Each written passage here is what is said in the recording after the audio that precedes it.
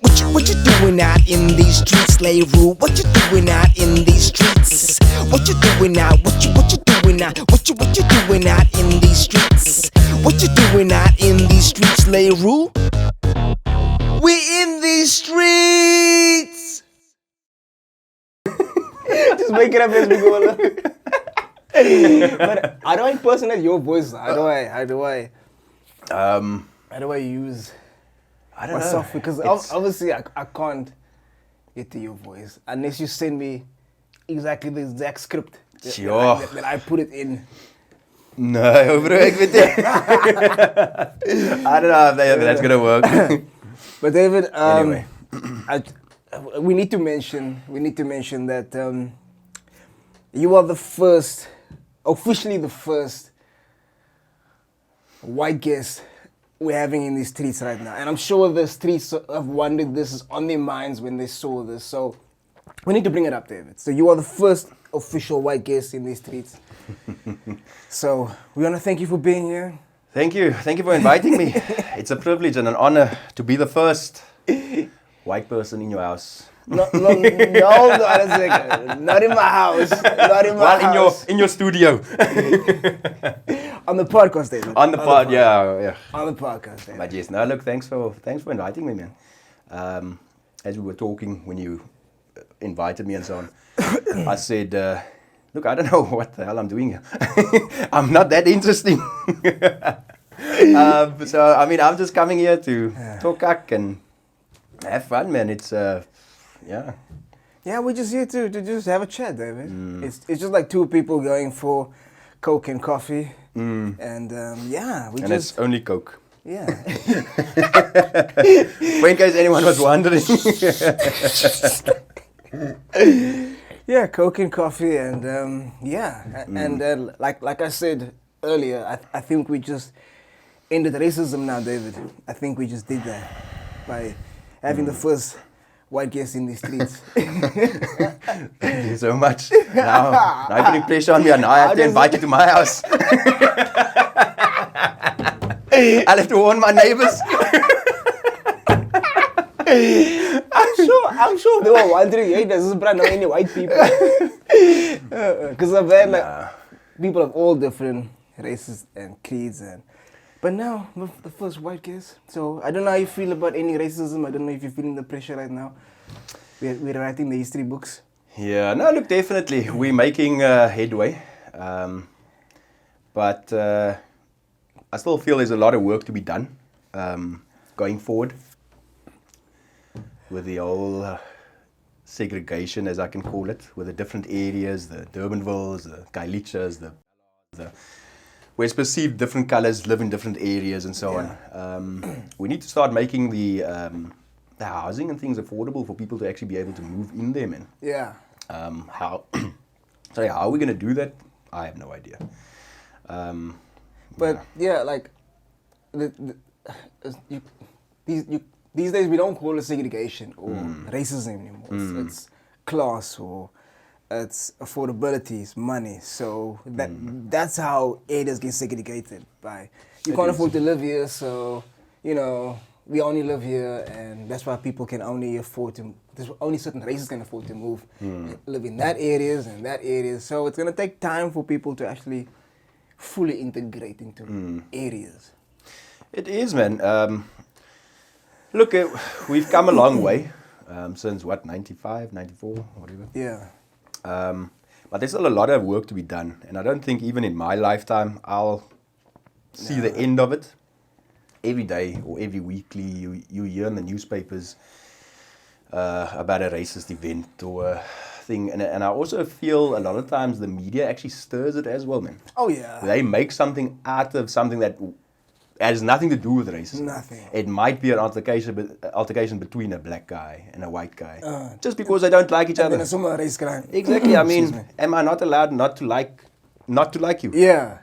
Because you're being a dick or an asshole. Exactly. Or you're disrespecting me or I my don't wife. care, bro. If you black, colored, fucking purple, whatever. Yeah. If you're a dick, you're a dick. Yeah, exactly. If you were a dick, it doesn't matter if you're a purple dick. Exactly. But you are being a fucking dick. Yeah, no, and look, so you should be how do you say? Show you should be treated. Exactly. No, it's cuck, man, and I do really believe it's the media that actually that incites these things, man, because it sells papers or magazines. You know those clickbait headings. You know, and especially social media also. Oh yes, and you know that's another thing. Social media is a very dangerous thing. Yeah. People think they can say and do what they want on social media. It's not gonna come back at them because they're anonymous. No one is anonymous.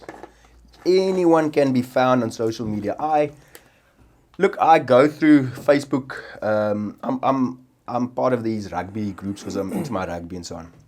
So I'll go to SA Rugby. Say the Springboks played. Now there's a player that didn't play well, whatever player. And someone would comment, someone would make it a race issue and say, no, but it's because he's black. Or is it because he's white? No, he had a cuck game. Klaar. That's it. Klaar. Lossy man, mate. Exactly. And then, look, there's a lot of, and honestly, both sides of the fence, white, black, colored, amelis wat malis, there's always that one guy. And you can't just say it's only a white guy, it's only colored guys. There's always someone that's gonna in the comments that's gonna bring up the race issue. Yeah. So, it's got nothing to do with race, but they'll bring it up, and it's like they want to. I don't know the word in English. A little stook, man. And we're inside. Inside, I say dankie. Compliment them up But yes, they want to incite, man, and it's not. And I think that is where they get very brave because it's online and they feel they're protected by your screen. But they won't come out in and say that in real life. Exactly. Go to wherever. Go talk in public and say, but what is it? They think they're protected, and I feel our police service, they need to set up a cyber crimes thing. I think they do, but I don't think they've got much of a.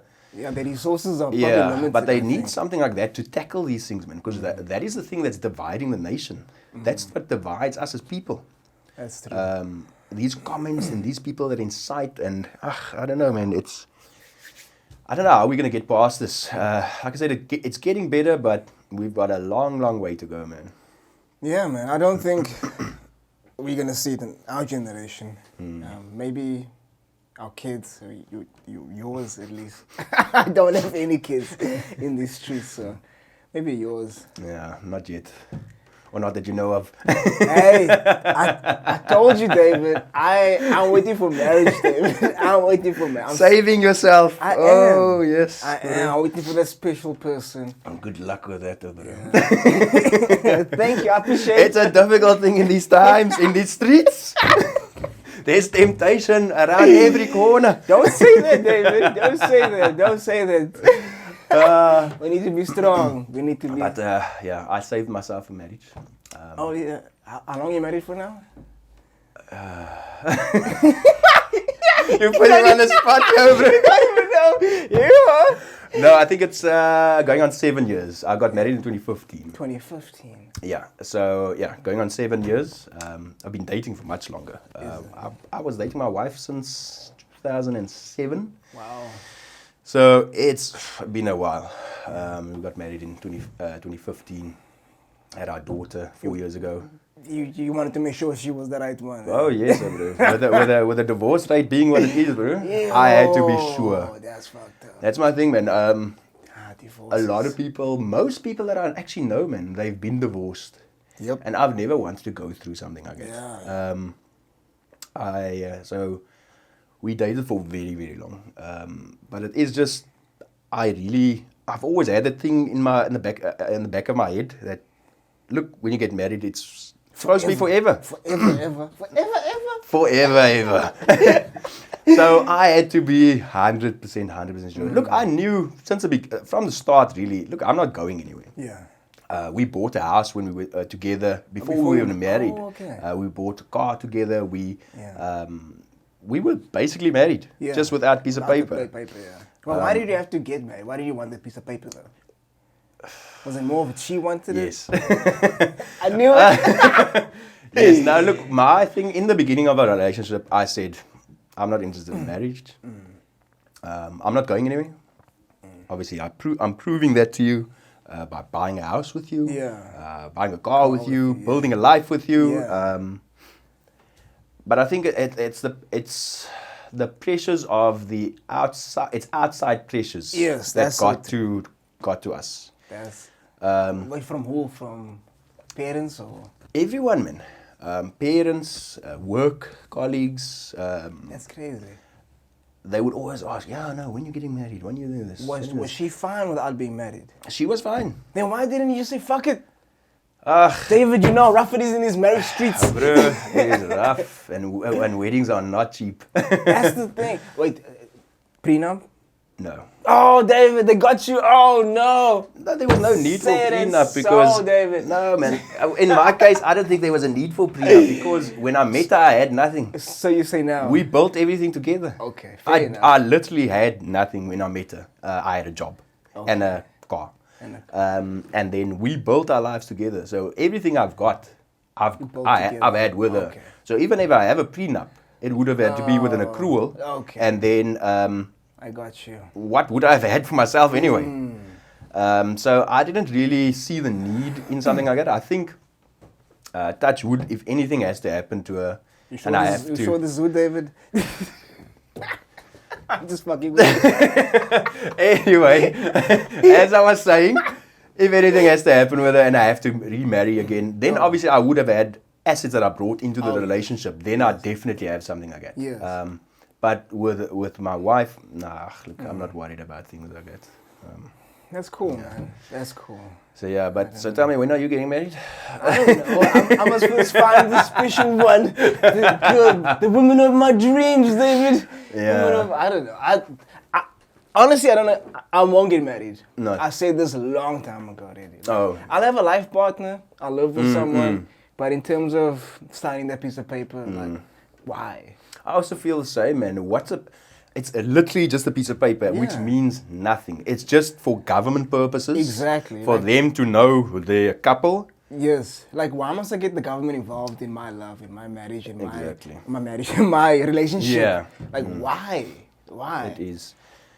Look, it's also, I think with being married, it also makes it easier when it gets to like things like even buying a house together. I think it's easier if they see you're married, and also I think if you have a kid or kids, for them to now their friends will ask them but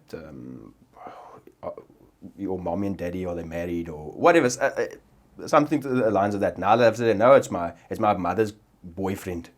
Or my father's girlfriend instead of my wife and you see, so maybe it might confuse them as well. Why don't you just say partner?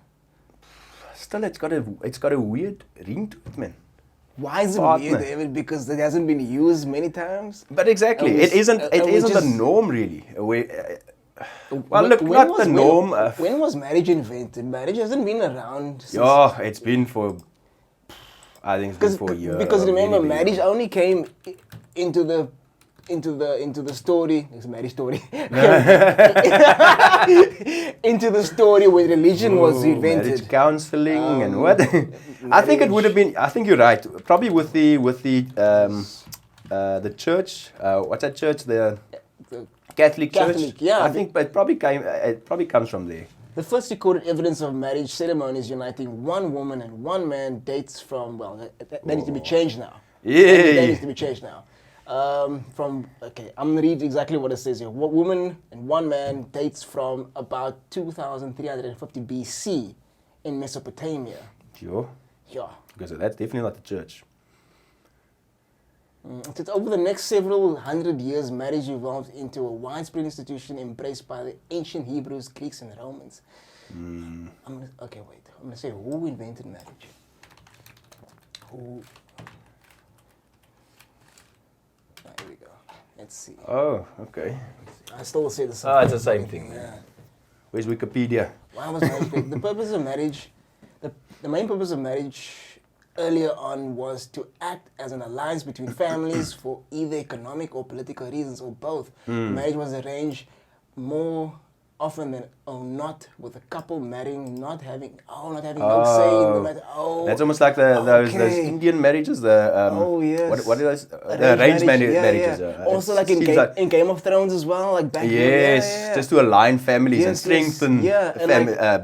And like Romeo and Juliet, like the Yes. Capulets and the Okay. all that shit. So it just really originates from it's there. For power. It was for power And look now. and influence. Okay, at least we're learning now, David. That's a lot, man. I've never learned that in my life. So good. Oh, hey, hold on. What happened to that screen? Hold on. It's still there. It's recording, but I can't get that screen. Hey, it's busy. I know you're busy. Let me see what you're busy with. Oh. It's recording though. Is it? Yeah, it's recording, but I just don't know why we can't see. It doesn't want to show me now. Anyway. Oh, that's fine. Don't worry about it. I don't have to see my Oh. beautiful face on the TV. I want to see David. You see all the pause and the tears later on when we get to the fields. The first tears. You're gonna start zooming in now. But I don't know why. Anyway, I'll check it out just now. But yeah, so it was for power and for influence and okay, that makes a lot of sense. That makes a lot of sense. Look, did you know that? No. Do you know why you wear a wedding ring on your left hand? Explain. On your left hand. Oh, because the ring finger. there's an artery connected to the. Yes. Yeah. Slim kind, ne? Yes, it's one of your main arteries that runs through here to your heart or something. Yes. And it's like romantic. Yeah. I don't know. The heart and exactly. love Yes. and the romance. No, look, I think marriage is also a lot of times just a scam, man. Yeah. Because you don't need to be married to love someone, and I think a lot of people think or feel that you need to prove your love to me by marrying. By marrying. That's so true, David. Why? So true. How is my love for you gonna change? Yeah. Before and after, and that is also a conversation my wife and myself also had back in the day. It's like it's a piece of paper. We're still gonna live in the same house. Yeah. Still gonna drive the same car.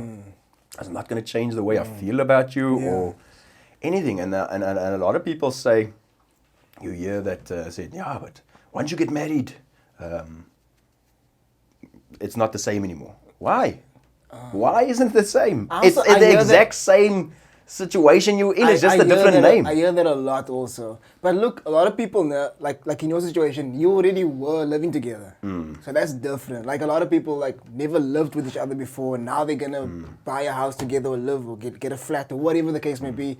Now it's the first time they're gonna live together. So maybe they feel that's changed because now it's like your space is being Exactly. how do you say? Your space has been invaded, so to say. So you don't have that free time.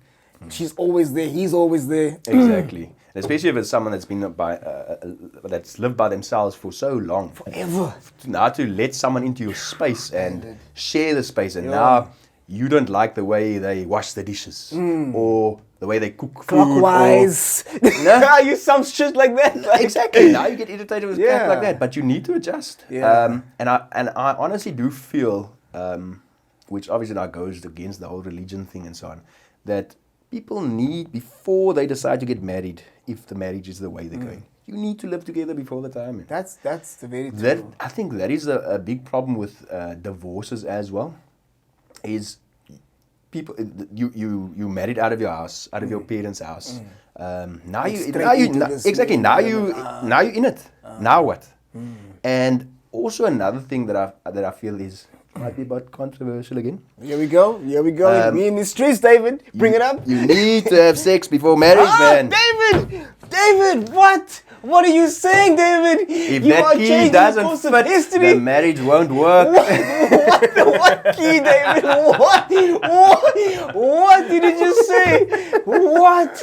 David, these streets are what, David? No, I tell you. The streets just got a shock. Wait. Please explain for 5 marks. What did you just mean? Maybe 7 if you carry the one to long division. But fuck, what did you just say about the key? Hold on, David. Bro. Look, if the sex isn't good, man. Oh, David. It's not gonna last. Okay. Because you don't want to live in a sexless marriage or a marriage where you're not fulfilled by your partner. Okay. Damn, that's deep. I'm gonna play devil's advocate over here. I'm gonna push back, and I'm gonna say, can this not be taught or learned, or can you like discover that like what he or she wants as you go along? Like, okay, no, I like this better. Oh no, I like this better. Oh no, do this and. Honestly, I think, look, the tricks of the trade maybe. Tricks of the trade. But what I really mean is some people have higher sex drives than others, man. This So is true. I might now want to have sex twice a day, every day. Really, David? No. Is this true? We're not talking about me now. I'm making an example. Okay. Just putting. This is rated PG. It's too late. We fucked that up a long time ago. But anyway, so now you've got a girlfriend at the time, or you marry, you now wife. Her sex drive, she only wants it once a month, or she actually doesn't even want it. Wow. Now what do? You in a marriage, a sexless marriage, and the intimacy you need. My personal opinion, a lot of people might disagree, but I think intimacy causes a lot of divorces and a lot of unfaithful partners, where I've always said, look, if you're not going to get it at home, you're going to get it somewhere. Especially a man. That's A dangerous. man is a... Wait. Especially a man, David? I think especially... Look, generally a man's sex drive is higher than a woman's, in my experience. And if your wife has a very low sex drive, or she doesn't have one at all, and you go for 3 months without it, look, if a woman comes your way and she just winks at you, jy gaan lus raak, bro. David! Jy gaan lus Don't raak. say it like that, David. The streets is watching. And luckily, that is one thing where my wife and myself, we're very synced up with these things. So our sex drives are like the same, basically. Okay, that's good. So there's no need for me to, or no desire for me to look for sex anywhere else, because I can get it at home, and I don't have a problem with it. And you enjoy it. Exactly. I go out, and this is also, people don't like this. It's a bit controversial again. Oh shit, David! But my wife lets me go out. I go out to clubs. Why is it controversial? Women don't like letting their men go out. I know but that's and fucked again, up, it's, for me, it stems from what happens at home. If he's not going to get it at home, he's going to get it somewhere else. Yeah. Now I go out on many times. I've got a friend that goes with me, and honestly, I tell my wife, there's been a girl, there was a woman or a girl or whatever, and she was hitting on me. But honestly, I tell him, look, I'm married. I've always got my ring on. I'm married. Look, I don't mind. I talk to anyone. Yeah. My wife knows it. You know it. Yeah. I mean, we've known each other for how long? I talk to anyone. Yeah. But when I go out to have a good time, to listen to music generally. I like loud music, lots of bass, things like that. So we go listen to music, have a couple of dops, and then later on go home, and that's it. And I'll get home, I tell my wife everything. Not that I have to, but I mean, I go there and I tell her about my night. This is at 3 o'clock in the morning. She's sleeping. I get in there. I'm like, wake up.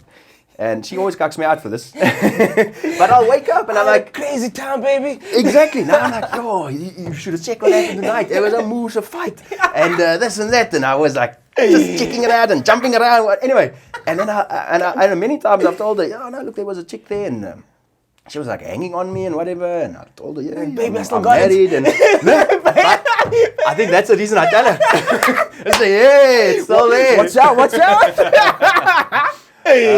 But the trust is there, man, with us.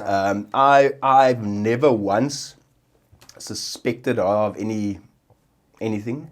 I will never. She's never given me a reason, and vice versa. I've never given her a reason, and she's not the jealous type that will. That's good. Just go mull. Yeah. So we've got a very, very good relationship, and there's very few people I feel or that I've seen that has that type of relationship where my wife, I can go out, I can do what I want generally, as long as I behave myself, which I do. Yeah. But yeah, that's just me, man. I'm sure there's going to be a lot of comments about what I just said. I wanna wait before we continue. Okay, I just wanna push back a bit. I wanna play devil's advocate over here. Let's say you guys are in sync. I'm not saying you now personally. Let's say this couple is in sync. Libido is high. And then later on in the marriage or relationship, libidos drop. This one's libidos drop because of, I don't know, stress at work, you had a baby, or the fucking energy's down, bad diet, whatever the fuck ever. But this one, man or woman, is still on top of his or her game, wants to fuck like jackrabbits, and the other one. So what do you say about that? I mean... Look, I've never been in that situation, so I don't really know, but I think there's... in some circumstances, there's treatment. You need to obviously admit to yourself that you've got a problem. Yeah. You can't get it up, or my sex drive isn't there. Go see a doctor. Do something. Look, if at the end of the day the doctor can't help you, I mean, what can you not do? But also, I'm still going to say, man, he's not going to get it at home.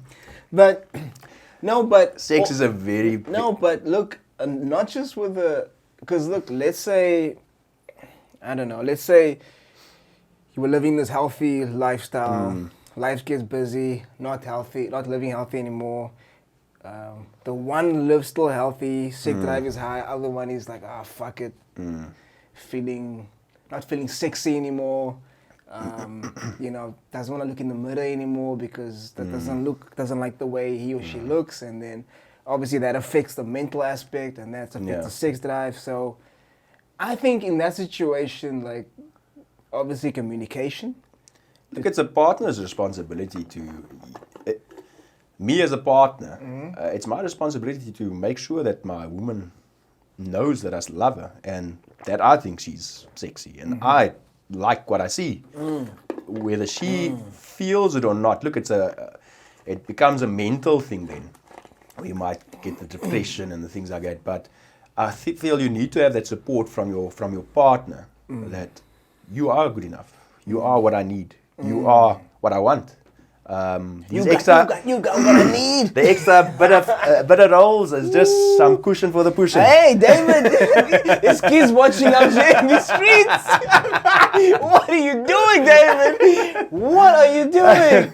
Woo! Oh, man. I'm telling you, I didn't even get to this fucking topic. I don't know, man. What the fuck happened? It's just getting depressed now. We need to flip the script here. No. I think it's a good conversation. But yeah, I agree with you on a lot of aspects on that. I've never been married. I can't say. I can't really weigh in on anything. I'm just pushing back here and playing devil's advocate. But yeah, you gotta be on the same wavelength, I guess. And that goes for every relationship. It is. Now, look, if you're not on the same wavelength, the relationship's going to break down eventually. Yeah. You might fight it for the first couple of years, but then you're going to start resenting each other. And I've seen it happen. Won't go into it, but I've seen people resenting each other because of the whole sex thing, because they don't see things the same way anymore, and that breaks down a marriage. So that's why I'm happy.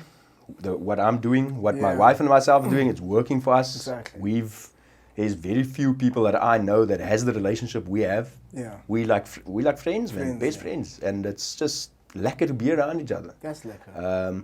We can sit in silence next to each other and not be uncomfortable. I can sit there and just be there. Yeah. In the moment, and that's a lot of. I think that is how you can distinguish whether you've got a good relationship. If both of you can just sit in a room, not talk. You don't have to talk. Yeah. But not be uncomfortable. That's priceless. It's just yeah. You like a part of me, man. It's just, if I want to talk, I'll talk. If not, it doesn't matter. You don't have to. Yeah. And then obviously they just need to support you, go through some tough times, work stresses, things like that. Yeah, man, I don't know. I suppose each to their own. It works for me. Yeah. No, I'm glad it's working for you. You're doing exactly what you need to do in order to not only sustain but have a happy marriage. Why does this fucking thing always do this? Want to update? It wants me to update in the middle of a fucking recording session. Are you out of your fucking mind?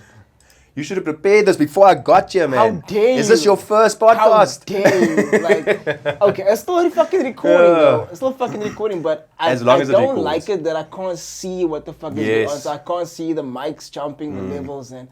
But anyway, it's still recording. It just bothers the fuck out of me. I'm so paranoid because I just want to make sure it's always recording. I don't have to look on that screen all the time. But anyway, fucking updates on the wrong time. Don't we know they have load shedding?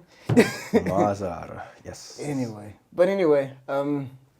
yeah, where were we? Oh, speaking of marriage and looking elsewhere, I wanted to ask you what's your take on this Elton John thing? Like, because this is crazy. Because like we first hear this alleged affair breaking out, and then him getting sent home. She also getting sent home.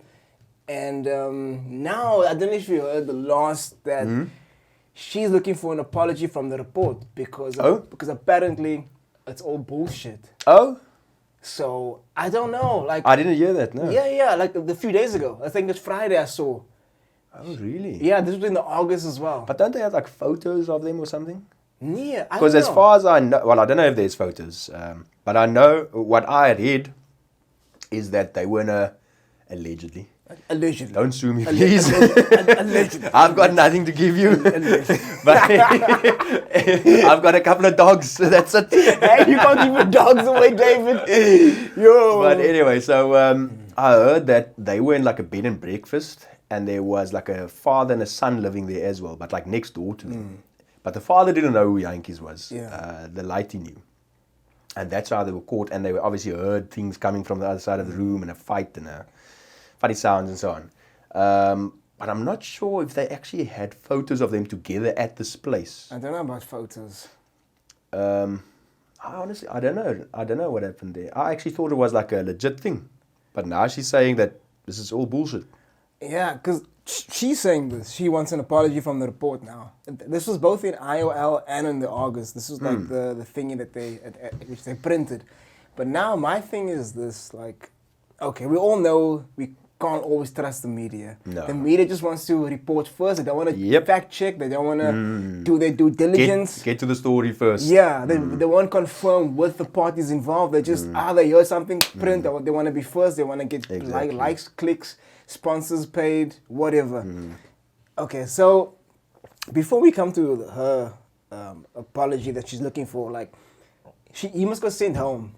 Yes. Saying that he's unfit to play because of this scandal, so to say. No, they didn't want his issues to put pressure on the squad, so that's why he was sent home. The statement that they released said that he did nothing wrong.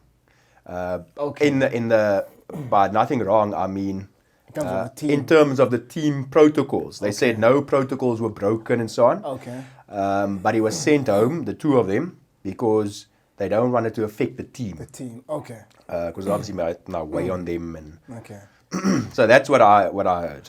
If you were the Springbok coach, would you send them home? Yes, but just because he plays cuck. Oh, there's gonna be comments again. But he is horrible. I really cannot stand the way he plays. Okay, wait. That's the only reason. I wouldn't because of that. I wonder if they asked them if it's true or not. I wonder if they... I don't think it's any of their business. Okay. No, fair enough, but let's say, for example, it's all bullshit now. It's all bullshit. These people are making up stories. This kid was on some psychedelics and he heard some shit that he maybe... It wasn't what he thought he heard. And let's say they say, no, it's bullshit. But would you still let them play even though it was bullshit as she's claiming it to be? I think I would have if he was a better player. Because I don't think that would affect the team, really. How would it affect someone? It's like you have an affair. how's that going to affect your team? It's got nothing to do. Look, now maybe because the affair is, or alleged affair is with the dietitian, but even that, why would it affect the team? So I don't. And wow, I mean, I don't think I wouldn't have dropped him because of that. Unless it's the press. The press is going to be like trying to get comments or trying to weasel the way. But you know, I think the Springbok squad is so protected from press. When do you ever hear them talking to press except for press conferences? Exactly. And in press conferences, they are so practices. scripted, really. That's so true. You can hear look, I watch these post-game and pre-game interviews and things like that, especially the post-game ones. And they are so afraid to say what they actually think, especially if there's a ref that was horrible, which we've had a couple now, the last couple of months. They, you can see they're afraid to say anything. So they can't speak freely. Exactly, because World Rugby, they like throttle them, man. You're not allowed to say anything negative, otherwise you get a penalty. Look at Orassi. That ref screwed us. He showed all the evidence. And he got banned from... Yeah, he got banned, for like 18 months or something. I can't remember how long. Stupid. I mean, fix your refs. Exactly. Leave out coaches alone. He's just aiding it because you're not doing anything about it. And that's why I'm saying, I don't think it would have affected them because they don't have that access to the media. It's only the press conferences. And it's not the whole team. It'll be usually the captain and one of the coaches or... I don't know, one of the senior players and a coach or something like that. Yeah. So, no, I don't think so.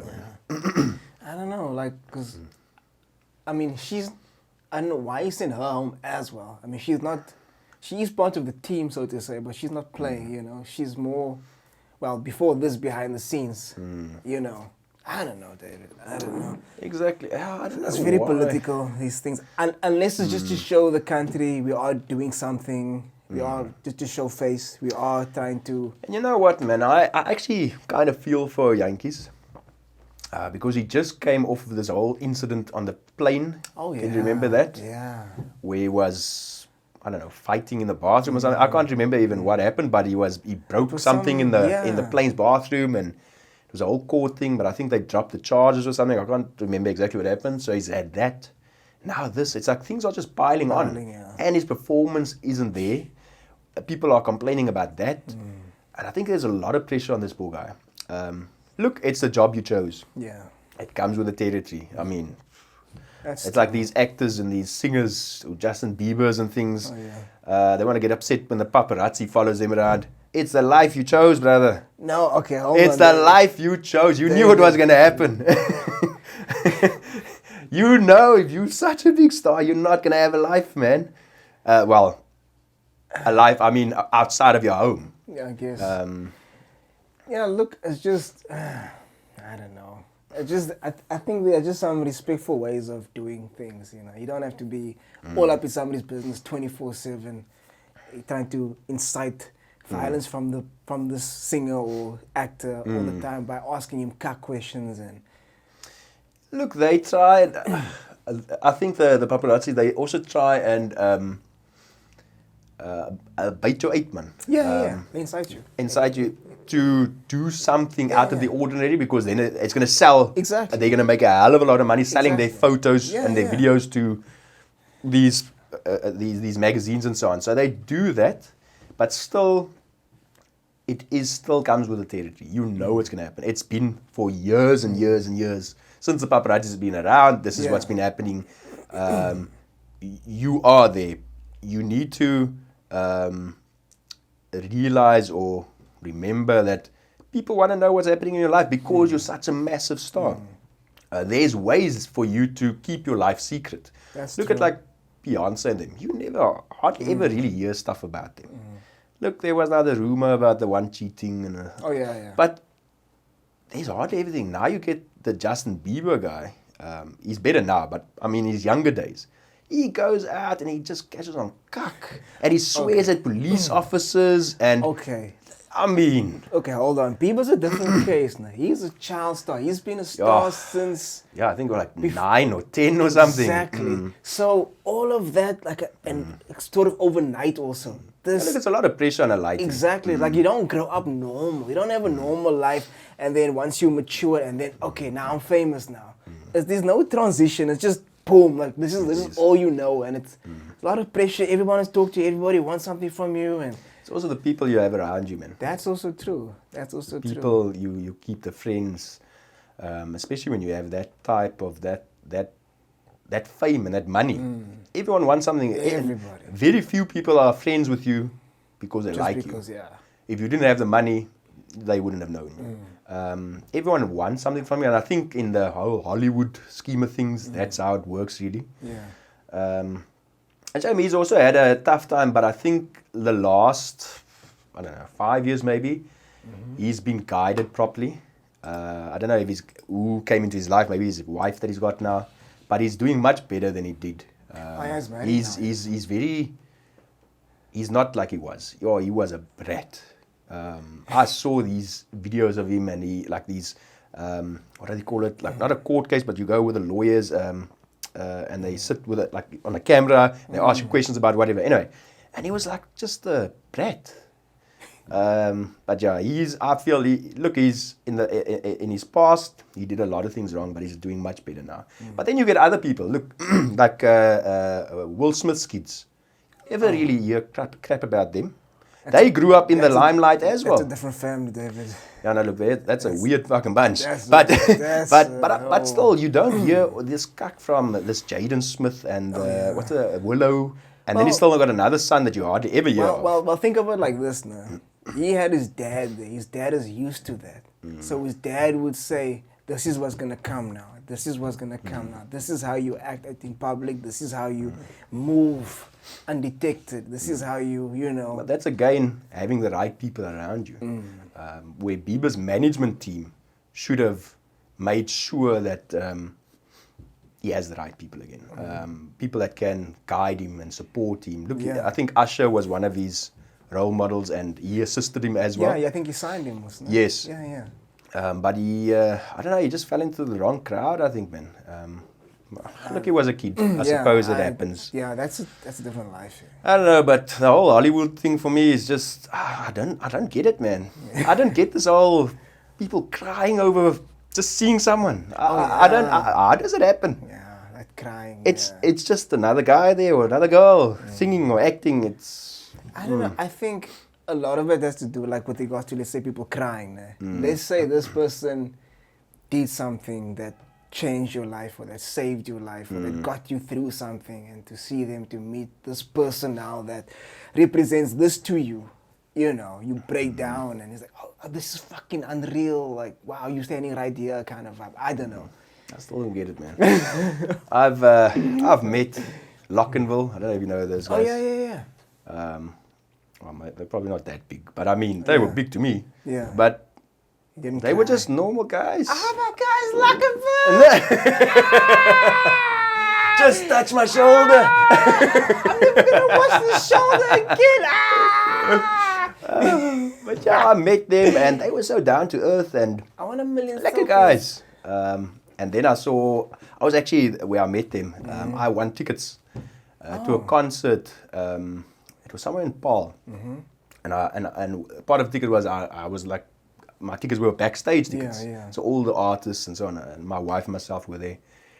And so I met them like personally. They came flying in with a helicopter, all for fancy and whatnot. Yeah. All the others would just came with their cars. But then that group, the Antwoord was there. Oh, wow. Rough, bro. rough. This woman, now we're sitting backstage. I think they were the last group to go on, or the second to last. It's late already, and this girl, I think they call her Yolandi or something. Oh yeah, Yolandi, yeah. Oh, bro, we're standing there.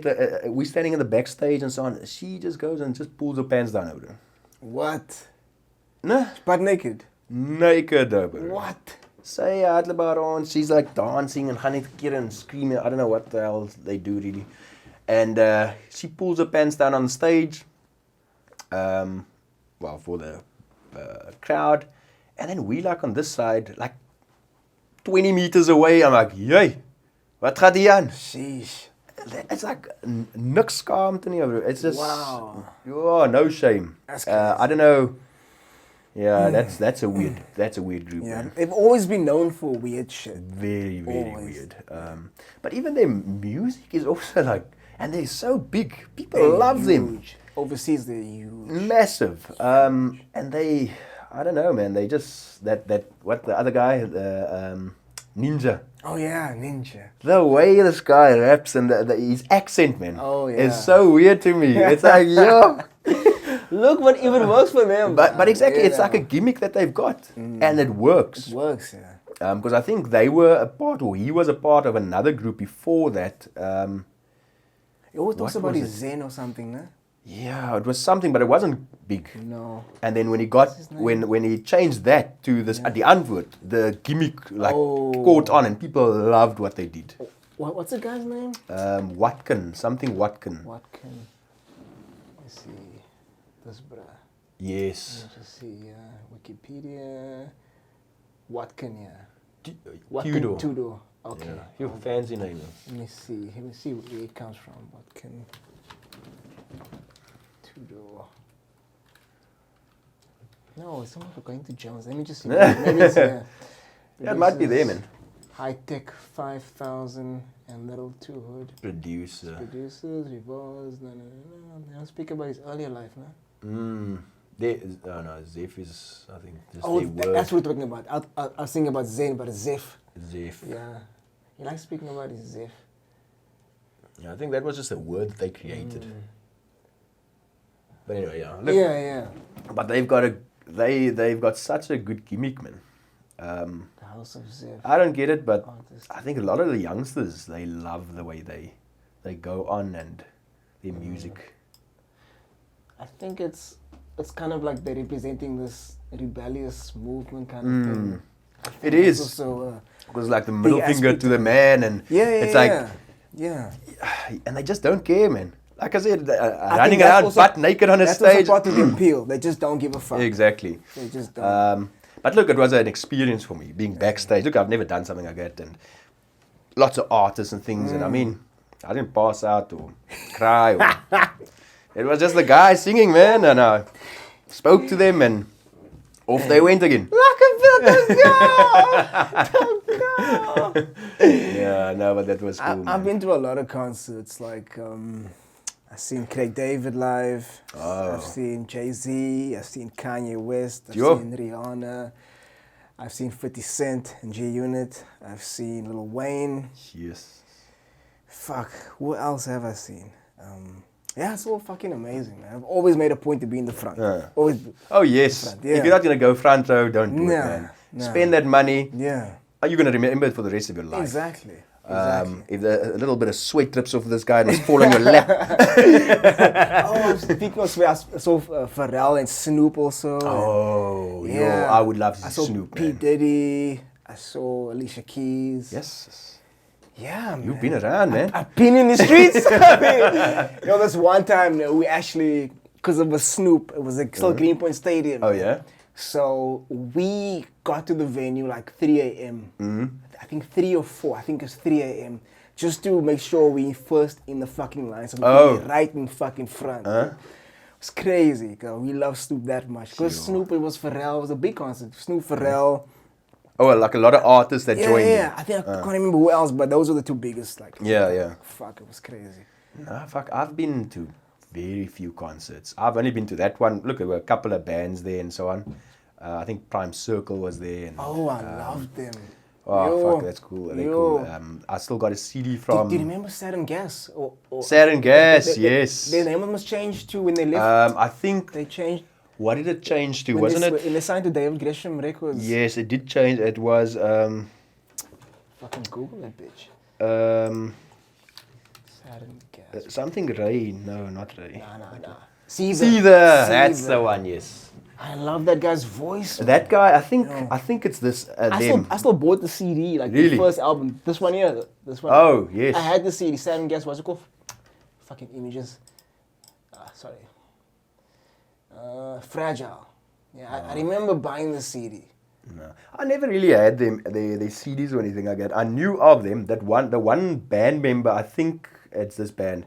He was in the school there where I lived on the bluff. Really? Yeah. Are they from Durban? Well, I don't know if all of them are, but I But think it's them. But I think one of them went to not DHS.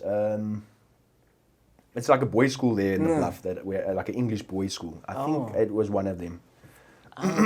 Because I remember hearing them on Barney Simon's. I don't know if you remember that radio show on 5FM. The animal zoo, night zoo. The night zoo. Barney Simon's night zoo.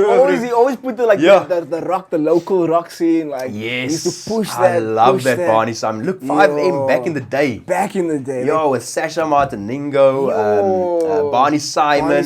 Who else was there? Who else was there? But I can remember Barney Simon. That guy was a guy at night, the rock guy. Yes. Oh, he was awesome. I think it was from 10 p.m. Yes, it was like a late thing. Yeah. I'd stay up fucking Barney fuck's Simon. cool. I'm gonna listen to this man. I can sleep. I can sleep tomorrow at school. Yeah. In homeroom or something. Those were the days, man. I remember this band, and then they went to David Gresham, but then a lot of them, I don't know, but a lot of the band members, I think they got homesick, and then they quit the band, and they were replaced. I don't know the history really. Dude, I was in there, bro. But yeah, I think wasn't the main guy, he like dated that American rock singer girl, Evanescence. Oh, is it? Wasn't it him? I can't remember. I think it was from Really? Caesar. Sure. They still had a thing, and there was a moorse breakup between the two of them, and the fans started like fucking going crazy. I think the fans from like the Evanescence girl, Yeah. like went boss, bro. Wow. Because they now broke up, and it was a whole fuck up. That was also a good band, Evanescence. Their Yes, voice I was love them. crazy. I had their CD, Evanescence's CD, and but that woman had a good voice. Sure, amazing voice. Do you remember Skunk and Nancy as well? Yes, I love Skunk and Nancy. Oh, Skunk and man. Nancy, I love it, bro. Dude. But I think for me, my favorite band of all time is Nirvana. I was never into Nirvana. How dare you say that? Nirvana, a lot of people are mal. Look, I like their Smells Like Teen Spirit song. Yeah, yeah. It's an awesome I song, think it's the but most popular one, yeah. it is, yes. But I've never really been into them. Really? I'm into a lot of different music. I don't really have a genre. I like, this will be funny. When I was a lighty in primary school, I think it was about standard 3, 4, what age is that? 10, 12? Standard 4. Yeah, I think Yeah, you were about 12 or so. 11 or 11, yeah. No, yeah. no, wait. If you were in grade 4, then you are 10 years old. 10. So if you are in grade 6, then what's the... Yes, standard 4 was grade 6, because grade 7 is standard 5. Yeah. This shows my age. We didn't even work with grades back then. It was standard 1, 2, 3. Really? Yeah, now it's grades over there. No, but we had grades. Really? In high school, we had grades. No, in high school, Yeah. we had grades. in primary school. Yes, in primary school, we were standard 1, standard 2, standard 3. Yeah. Up Sub until, A, sub I think B. the whole schooling system thing, when this OBE thing came in, I think that's when it changed. Changed this. Then it moved over to grades. And I think I was maybe like, standard 2 when that came in, and then it started going to grades. Grades, yeah. But yeah, I still remember standard 1. That's why I always still say standard 1 and 2. But anyway, what I wanted to say is, so back then, funny enough, I ran with a crew, a crew of lighties. Okay, wait. All white lighties. Okay. And we thought we were gangsters. What? What? I listened to Tupac. What? Biggie, like heavy gangster rap. Really? Up until like standard 5, we had I was underboss, this like second in charge. Oh, is it? And the smallest guy in the crew was the boss. He was like this tiny guy. I think there were about 5 of us. Yeah. But we were stupid. But we thought we were a gang. I don't know how we got to we were a gang, but we Wait, what kind of gang are you talking about? like the Bloods and the Crips. What? That's why I'm telling you, bro. You were in the streets, David. In the streets. And we used to walk around at school like the main morphies there. So, and what did you do? Like gang activities? Nothing. We just threatened a couple of lighties. Nothing serious. Okay, I'm just. We were just playing gangsters. We weren't real gangsters. Okay, just wanted to make sure before going to a crime. No. Okay. No, we weren't real gangsters. We were just playing, and if I think back, it's like it's embarrassing. I don't even know why I'm saying these things. But we used to I think it was 4 or 5 of us. We used to walk around during breaks and before school, and we'd always follow the small guy because he was the boss. If he's sick the day, I'm the boss. So then they follow me around, and then if there's problems. And strangely enough, if there was problems, people knew that we were like a. And these kids actually knew we were like a type of a gang. Is it? Because I can remember, we were almost like seen. Well, back then it felt like we were seen as like enforcers. Because these lighties would come to us and say, "No, I'm being bullied." And then we won't go fight, but then we intimidate this lighty, and that's cool. It's like a police force for. No, it was very strange. The playground. It's a very strange dynamic we had there, like good gangsters. We would exactly. And then like a lighty would come to us. No, he's bullying me. Then we go talk to him and say, "Yeah, have your blocks. Watch out, back off." Yeah. And they would stop. I don't know for how long, but anyway. It's just weird. We used to listen to this music, Tupac, and like I said, Biggie, and like gangster rap. And Tupac was like our thing. Yeah. It's weird, man. If I think back to it now, it's like, what was I thinking? was it the music that made you decide to, or did the gangster group come first? I think the music formed part of us as trying to be gangsters. Okay. I can't really remember. Look, it's many years ago, but I think we first became a gang type thing, and then we started listening to like gangster rap. Okay. And then until today, I love rap, man. I love rap. The thing is, I can't really play it much anymore because my daughter, they pick up on these things. But I crank it at home in the car, and. But as I mentioned, I don't have one genre. I love rock as well. Yeah, like electronic dance music. I love that. I just like anything that sounds good to me. Yeah. Even mostly, I never liked Afrikaans music. I fucking hated it. Despised it. David? I despise it really. But now since I've got a. Oh wait, that doesn't make sense. Why do you despise Afrikaans music? I don't know, man. Afrikaans is your first language, right? Yes, I grew up Afrikaans. So, but I'm English at home because my wife's English, my daughter's English, my father's English. But you just despise. I don't know why it is. Maybe I'll need to see a psychologist one day. They'll tell me. But I couldn't stand Afrikaans music. No Afrikaans music. I can't. That's why I'm Afrikaans lady. I can't sokkie.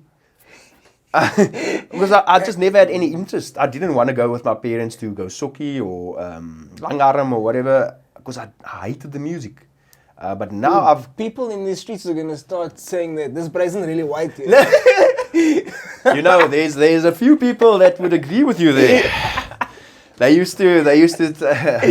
Funny enough, a couple of friends I had at my work years ago. They used to say, "No, I'm a white coloured." I'm the recolored. No, they used to call me Dawood.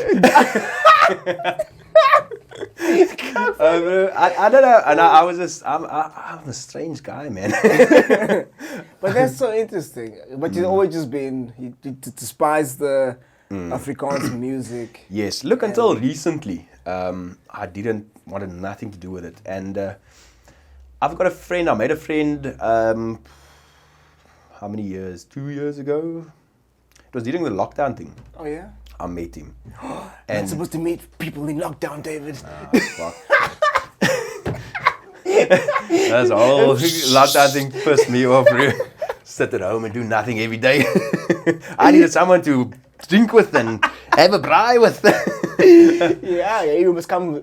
Yeah. Must speak about the braai. No, that's coming. We're going to get there. And anyway, this friend of mine, he comes from Klerksdorp, I think. Oh, yeah? Kimberley, Klerksdorp. But they Afrikaans, Yeah. they owned a farm and so on and sold it. Anyway, so he's Afrikaans. Yeah. And he listens to Afrikaans music and I don't know, he just got me into it. Not all of it, still not all of Okay. it, but certain songs. Like I've got like a little, like a... Which artists? Oh, I don't know artists, man. Oh, you don't know artists? You No, I just know the songs. song. There's a what's it? Oh, my daughter's in love with this one song. It's called Superhero. The band is Eden. I think I heard of this.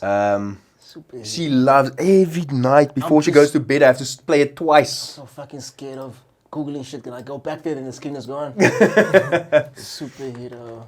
By Eden. Okay, I'm gonna spell say Eden. Yeah. Superhero. Yep. Yeah, Eden. Super. My fat fingers. Superhero. That one in the middle. This one here. Yeah, that's the one I play with my Iron Man. daughter every day. Alex Iron Man. Yes, cool. it's like a... Anyway, yeah, they It sing is about fucking Iron Man. Superman, Batman, Iron Man, Spider-Man, and whatever. I'm gonna keep this here. I'm gonna listen to it later. You should have. My daughter loves this song, and honestly, I like it as well. Yeah. And then there's a song, Fatte Bikkie.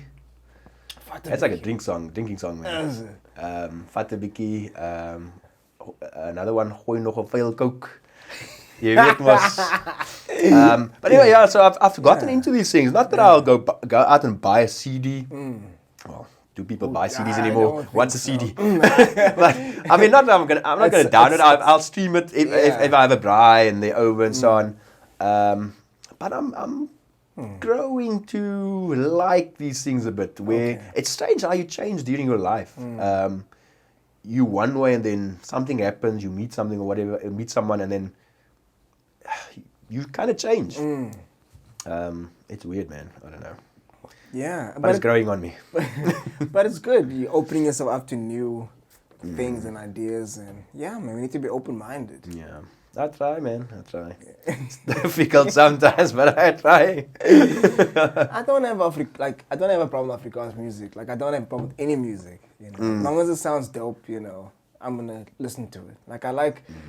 Fuck it, I used to listen to, you know, the Carpenters. Oh, You know, the Carpenters. you know, Yeah, really? and Cliff Yes, Richard and cack like that. Yeah. I it's got like no problem. old school stuff. Yeah, I grew up on that cack and Elvis and Beatles and all Oh, of the that Beatles, yes. My father was a huge Beatles fan. Deep Purple, Uriah Heep, Rolling Stones. Yeah. I grew up on those things, on that, Metallica, listening to it. dude. Oh, Please I tell me you love like Metallica. Metallica. Oh, Okay, yes, I love okay, Metallica. okay. My brother actually got me into Metallica. He's a heavy, like a metal, not a metal head, but I suppose in the day he was. He's mellowed out a bit now, but he still likes his rock metal. Yes. And he got me into Metallica and Slayer. Oh, Slayer, yo, I And, forgot about Slayer. We actually went again many years ago. My brother and I, we went. They had a live stream, a concert in Tiger Valley. Yeah? The cinema. They were live streaming from Budapest.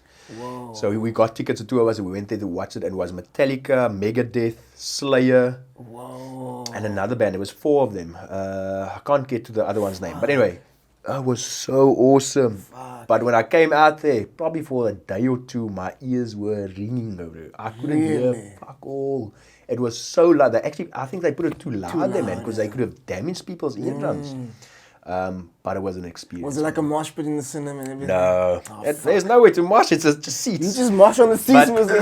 Yeah, no, but it was really awesome. Yeah, I really enjoyed that. So I enjoy any music, even Enya. I love Enya, man. Enya, yo, that soothing voice, bro. I love Enya, and a lot of people don't. My brother hates Enya. Me, especially at night, if I struggle to sleep, put my headphones on. Enya. Phone Enya. Nou, gaat ons, bro. I never struggle to sleep, man, bro. The moment I put my head down, I'm gone. I wish I could, man. I don't need a second invite. No, I get a lot of times. I've a lot of it's like a lot of thoughts running through my head, man. My head just runs, and I tend to overthink things a bit. Yeah. So I lie in bed and I think about something that happened during the day, and I'm like, I should have actually handled it this way, or should have done that and this and that, or I'll think about something that's coming up, and You can't just switch off. no, I can't, man. Yeah. Sometimes it's easy. Look, I have my methods, so I won't disclose here. But I have my methods to Okay. get to sleep. Yeah. Do you find struggles sometimes. Okay, you said you haven't been off mic. We spoke.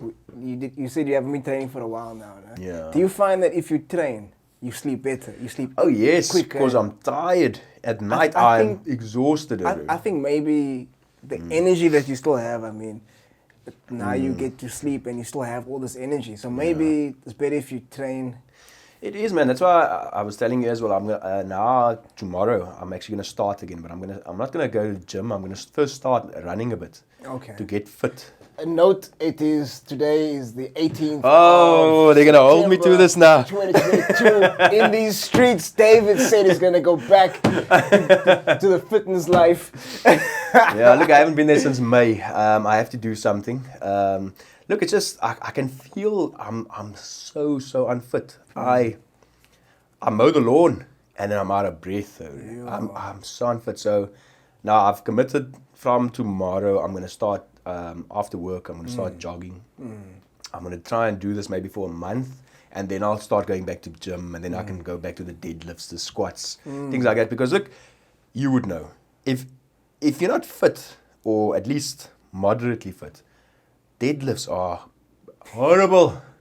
You are so out of breath after like the second one. Same with squats. Squats also. It takes so much out of Squats, you. yeah, your And cardio. lunges, the devil's work. The devil's work. Yeah, that thing kills me. But it's so true. You can't lift weights if out of breath. And it feels as if you like sprinted. Yeah. It just shows you how much it actually takes out of you. Exactly. You're just standing up and down, but it feels like you've run 100 meters. That's true. So that's why I wanted to first just try and get into that, get my heart better and things like that, my Just lung work on your capacity, cardio. Yeah. and then I'll get into it again and start going heavy, because I'm not a guy for high reps. Lightweight. I'm Yeah. low reps, high weights. Well, high for me. Yeah, I just work on strength. I don't need a six pack, man. It's never gonna happen anyway. I love beer too much. There's a six pack underneath here. It's somewhere there. It's somewhere there. You do an X-ray or something. It's or- protected. You know, they always say you need to hide the things you love. Otherwise, people steal it. You know, I think I just steal a six-pack, David. bro. 'n skelm. Jy steel 'n poep uit jou maag uit.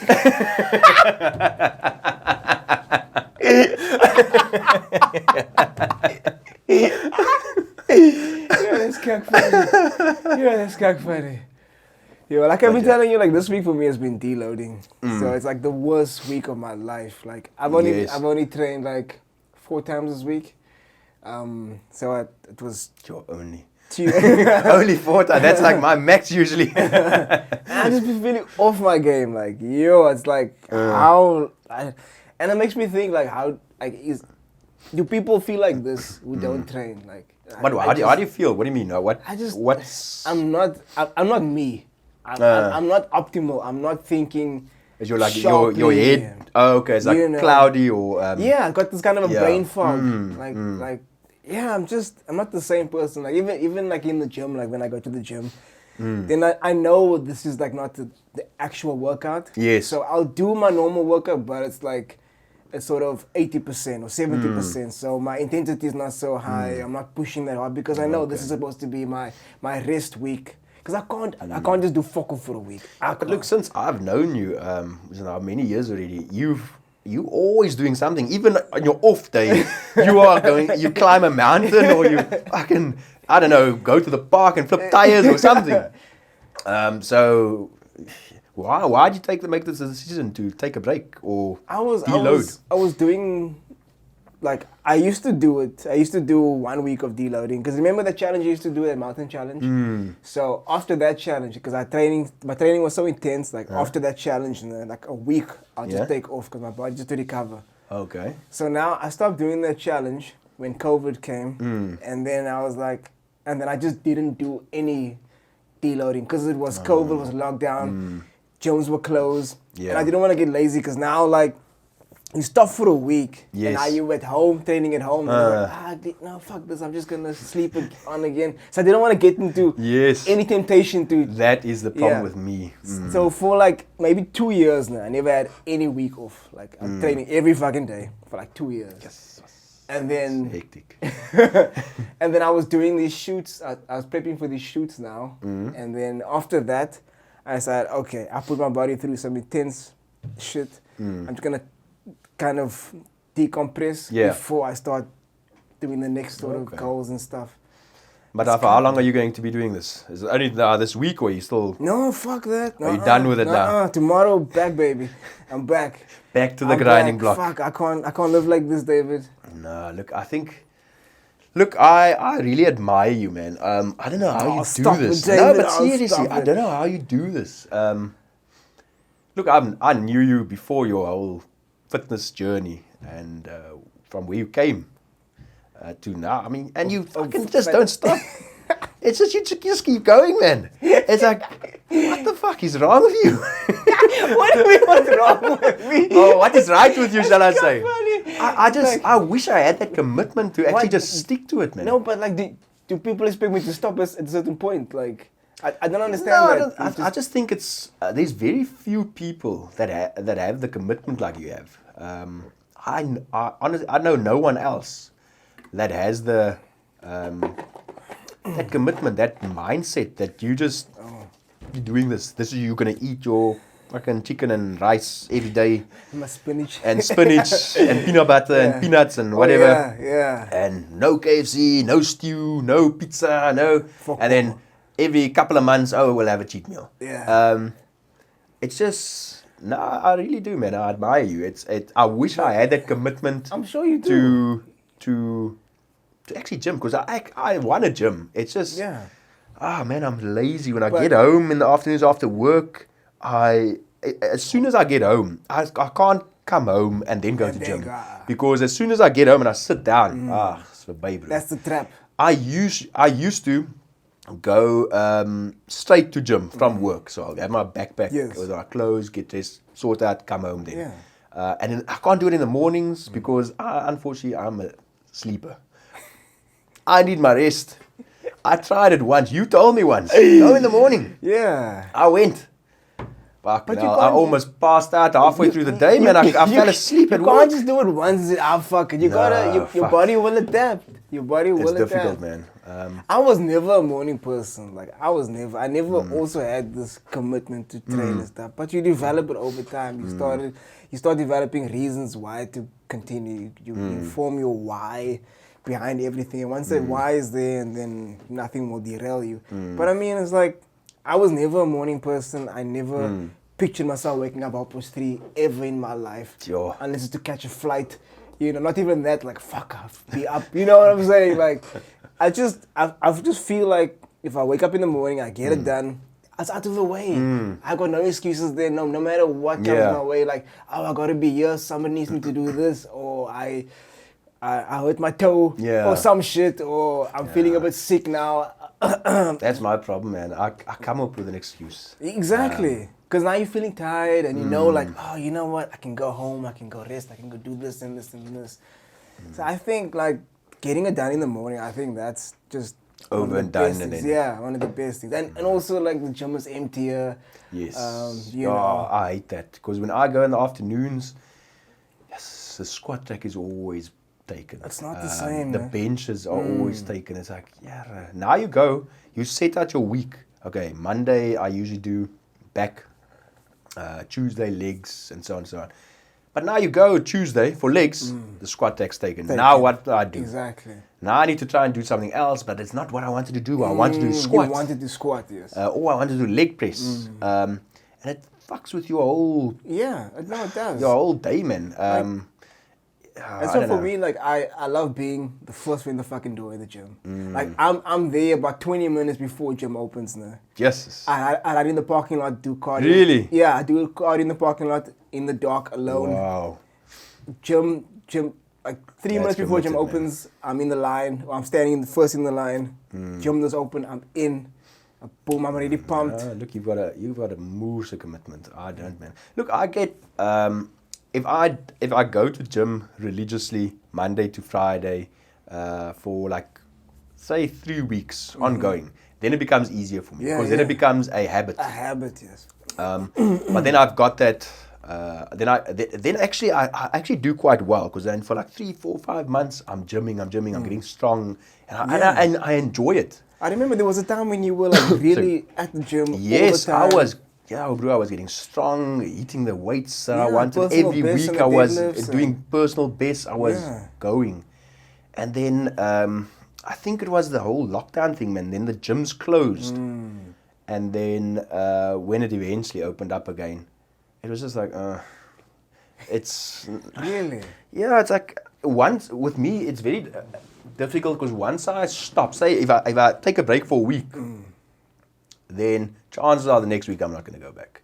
It's something I have to keep on. I can't take breaks. And unfortunately, life happens with me.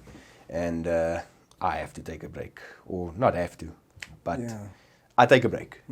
And then it's just easier not to take another break tomorrow and tomorrow. And then it's like, okay, no, I'll start next week. Oh, no, I'll start end of the month. Sure.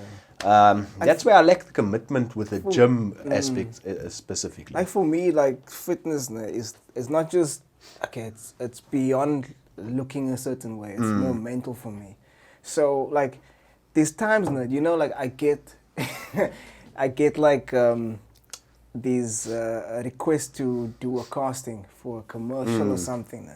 Then let's say it's early morning. Then I look at my day and like, if I can't gym for that day, I can't make that casting. Oh, I can't. gym comes first. Like this is more important. Like nah. Yeah, look, I mean, your gym is a sure thing. This casting is not a sure thing. Exactly. You might get it, you might not. Exactly. So now you're putting in that effort. Yeah. You don't get it, you've lost your gym day or whatever. Exactly. Yeah, I know. Look, So like I don't mind training later in the day or something, but let's say but it needs to be. You need to get there. I need to get in. Like even like I've declined a radio interview also because they said they want to interview me at 6 a.m. or something. I'm like, I'm knee deep in my squats or something that time. Like, there's no fucking way I'm gonna do an interview. And it was just still in lockdown. It was like a phone interview. Oh yes. I was like, look, can't we make it later? And they said, okay, they'll get back to me. Or they're gonna like record it earlier and then just play it. Yeah, but no one wanted to do it live. So I said, look here, this is the only time I can do it for this day. Like go to the gym. Yes. So it's either we do it a later time or a different day, but I'm not gonna do it. I'm not gonna do it. And I declined it, and then they rescheduled again for a different time or a different day. So I was like, no. I'm sorry. Oh, but that's good, man. It's you know what you want. Yeah. And nothing derails you. And the thing is, like, these things that I'm doing, it got me this interview, it got me this casting. So for me to stop doing the one thing that got me that casting because of my physique or whatever, like, why would I do that? That's stupid. Exactly. That's stupid. Exactly. Look, my whole reason for the gym thing, as you mentioned here too, you need to have your reason, know where you're going, why. Yeah. Mine is, honestly, it's not a, I don't want to look good. I've never. That's why I just do low reps, high weights. I'm not a bodybuilder. Strength! It's always just been for strength. And it really just stems from, I just want to be strong to be able to protect my family, man, myself. And if someone has to break into my house, look, I don't have weapons and things. I want to know that at least I'm going to be stronger than this guy. He might have a knife or whatever, but I'm going to at least. And that's the only reason I really gym. I could lie to you and say, no, I want to be healthy. Nah. I think strength is so important, not only for protection, like for, let's say, self-defense purposes, but also for longevity. I mean, and the older going you get, into old age, the older you get, you lose a lot of bone mass and things. Yeah, your and bone density. Gymming, exactly. Building strength helps retain some of that. Exactly. And, the process is slower. So yeah, it is. So I think it's very important, like strength. So I always recommend people to do resistance exercise. Cardio is important as well, but you need to get that strength training because you lose a lot of muscle the older you get as well. And I mean, it's good to be strong to lift shit. Exactly. Need be, like Exactly. and even You don't have to go ask for help from your neighbor. Yeah. I'll grab it myself. Something simple as fucking opening a jar. Yeah. Like, Yes. like I carried my fucking fridge from the garage to my kitchen by You see, myself. Like, look at that. You know what I'm saying? I was like, fuck phone. Not everyone would have been able to I do was that. like, fuck phoning a friend. I'm gonna lift this bitch. We're doing it today. I'm independent. I'm gonna lift it. I can hulk you. Hulk smash. Yes, But yeah, like small stuff like that we take for granted. Small shit, but It is. it's always good being strong, feeling strong, knowing you can handle yourself. Like today, like I used to do a lot of MMA training, man. Like not MMA in terms of like for fighting, but for more for like cardio and weight loss back in the day when I wanted to lose weight. And I loved it so much, like punching the bag, Yes. and doing like drills, sprawls, all that kind of shit. Like, but I stopped, man, when my goals changed because I couldn't. Now I'm punching the bag. Now I'm just gonna lift weights. Oh yes. You can't. You're tired. The time you get Oh there, yes, you sat. I mean, I've done the punching bag thing, and that takes a lot out of you. A lot, A right? lot. Bro. So today, like, I decided I haven't punched in a long fucking time. You know, so I'm gonna go punch the bag today. Yeah, I'm telling you, now, it felt so natural. Huh? Like I thought I was gonna be rusty and stuff. Yeah.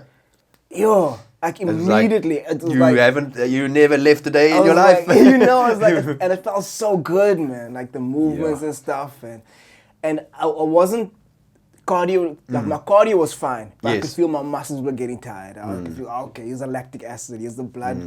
So I was like, okay, fine. I need to work on that. I need to work on movements now to be quicker, head movement and stuff. Yes. But I mean, it felt so like natural. It's like I feel lekker to do or something, man. You know, It is, man. Yeah, It is lekker. It's lekker, man. Look, I just to show you how unfit I am. I actually last week I was pulling out weeds at home. Oh fuck. Yeah, the day thereafter, my hamstrings were so stiff. Really? I don't think I've ever been this unfit and just Your unhealthy, your really. hamstrings. My hamstrings were killing me the next day. For something like that. Just for taking out weeds. Yo. And it's not like I was really bending over. I've got a little thing that you stick in and you step on it and Oh, it yeah, picks it yeah, up. yeah. And obviously I have to pick it up from the ground, but I don't have to like bend yeah. over a lot. And my hamstrings were killing me. And I actually think it made me... I actually felt like I was getting sick because of it. Shit. Yeah, no, it's strange, man. I've never been this unfit in my life. Sheesh. The other day I was doing that, taking out the weeds of the paving and stuff with the spade and just my hand. Yeah. But then I bought a weed eater. Oh yeah. Yeah, I haven't used it yet. No, I haven't used it yet because for me, I still like the manual. I don't know labor. why, but I just love it. But I'm using it for the backyard. Oh, okay. Because that area needs work. I was like, I'm not gonna use a spade on this bitch. Like, I'm not gonna use a spade over here. I might just get lost in here. There's a fucking jungle in this bitch. I need to get some heavy machinery in here. Oh Like yeah. a fucking maze over there. You should. If you need some tips on how to use it, I'm your man. I put it together and everything. I put it together, but it's just standing in the garage now. But I need to get back out there. I think I'm gonna use it this week. This week coming. Good luck, man. Yeah, That's man. a gag job. Mowing lawn. I've got a massive lawn. Is it? It's fucking big, man. It's like I think it's my yard size like 500 something square meters, Sheesh. and it's just grass. Wow. No paving. Well, paving in front of the doors and so on, but a lot of grass. And to mow the lawn there is a bitch. Sheesh.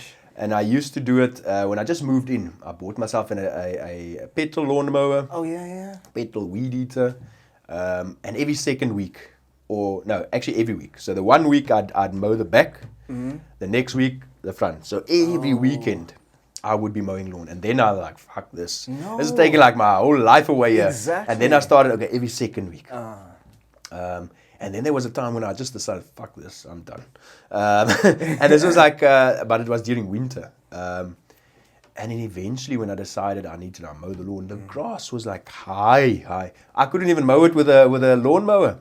So I had to first go with a weed eater, and it was a massive yard. So it was so high. Ew. And then I had a buddy that came over. He brought those black wheelie bin. Oh, yeah, He brought like 2. I had my one at home, and we like stuffed it in there. We went to the dumps, came back more. It was so much grass. Fuck. And since then, I decided, look, man, okay, I can't let it get that bad It's again. bad, yeah. I had a little sausage dog. Oh, yeah. Called Rocky. Our beautiful dog. Adrian! No!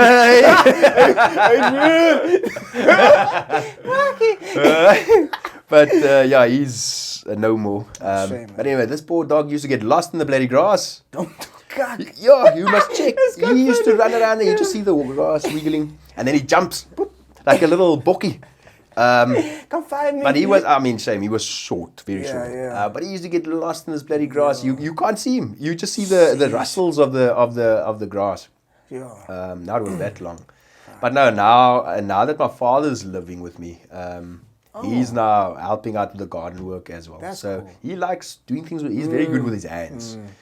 So he builds stuff and he mows the lawn and fixes my gutters. It's like fucking having a living handyman. Yeah, that's cool.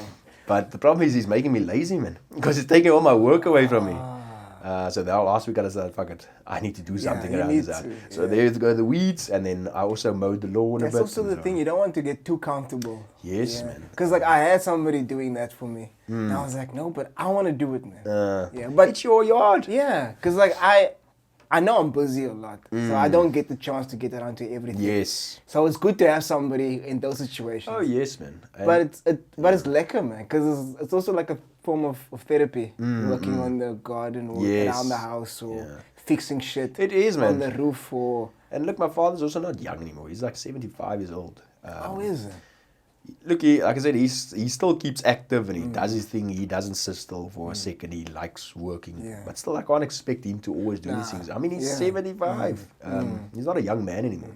But I think, when you get to that age, like, you look forward to those tasks, man. Oh, yeah. Because it keeps you busy. And I think he also feels needed. Okay, I get you. Because he's not just sitting in his house. I get you. Yeah. He's helping out in the yard. Yeah. And, he'll go fetch my wife sometimes from work, drop That's my daughter off at school. That's nice. And he likes doing things, man.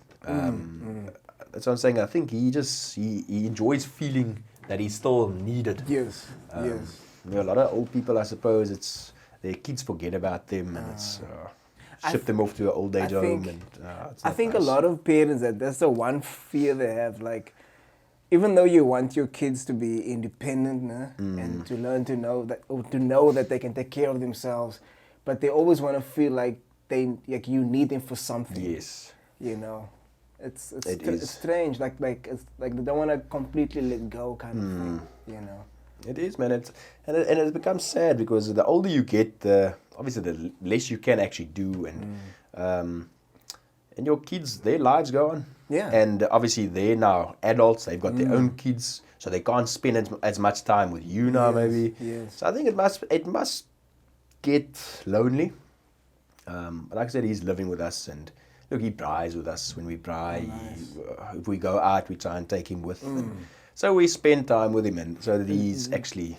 Does he go soccer? No. Okay. Back in the day, he used to. Is it? But not anymore. When I was lighter, him and my mother, they used to go and go to these langarm places and with my sister and so on. But now, no, he's not. There was a sake or langarm place there where Toys R Us is in Durbanville.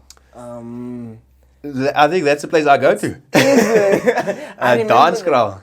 That's the fucker. I go there. That's the fucker. I go to that place some Saturdays. But they still sake over there? They do, but they play a lot of club music as well. EDM. I like the EDM, the bass and the things, but that place is packed. Always they make packed. money over. Always packed. Always busy. Since back in the day, I remember. Like, fuck. No, it's a massive, massive place, and it's there's so many people. Look, when I go in there, I feel old. Is it? Because it's like young people. But I mean, fuck it, why not? Oh, because of the EDM. Sorry, yeah. Yeah, Okay, no, look, got you. there's a lot of youngsters go there. So look, I don't care. I mean, I go just for the music anyway. But you notice these things, man. It's Yeah. like these grey hairs here, and no one else really has it. Every now and again, you'll see someone like similar to your age, and it's like, hey, we a clique. We made it out We're tonight. spotting each other.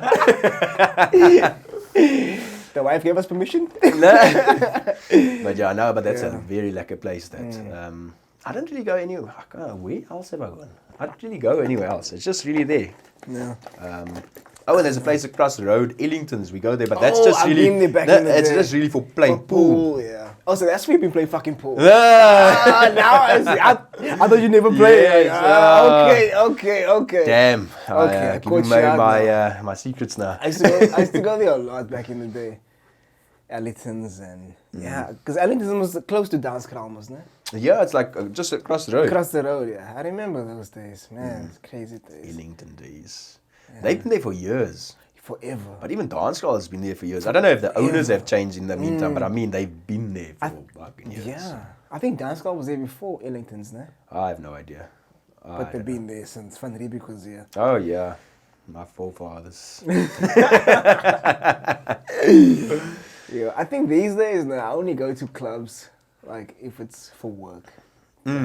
Other than that, like I don't know. Too old for this shit now, man. No, not that. No. I think that changed a lot for me back in the day. Because I used to go clubbing a lot, like Fridays, Saturdays, Sundays. No, not Sundays. Friday, Saturdays. Thursday, Friday, Saturday. You know yes. So, and then when I started like performing in clubs and stuff, then it became like this is like work. Yeah. And then I didn't want to go. It's not fun anymore. No, it's fun working, but. But it's not to just go relax and enjoy yourself. It's you have to now perform and exactly. So that landscape changed earlier on already. Before I felt like I'm too old for clubs, like. But I still go like just to enjoy the music and stuff. But I just go for the music anyway. I don't dance. You don't dance, David? No, my dancing days are over, man. Come on, David. I used to in the past. There used to be a place, I don't know if you've heard of it, Babaloo's in Tableview. It's when I just met my wife. We used to go there, and it was like the first couple of dates we were on. We go there, and that place only used to close at like 9 o'clock in the morning or something. And it was like a rave trance club. Oh, I love that, man. But then I would dance the whole night, and then I still worked at the other place where I worked shifts, 7-hour shifts, day shift and night shift. So after that, I need to go work. Immediately. I haven't even fucking slept. Shit. I just drop off at home, shoot through to my place, get dressed, shower, and I'm dead. The night after, when I'm done working, I go pick her up again. Because now a new thing, man. Yeah. Go out again. And we did that probably like 2 nights in a row, and then the third night I crashed it, bro. I was like fucking done. I thought, look, after work tonight, I'm done. I need to fucking sleep.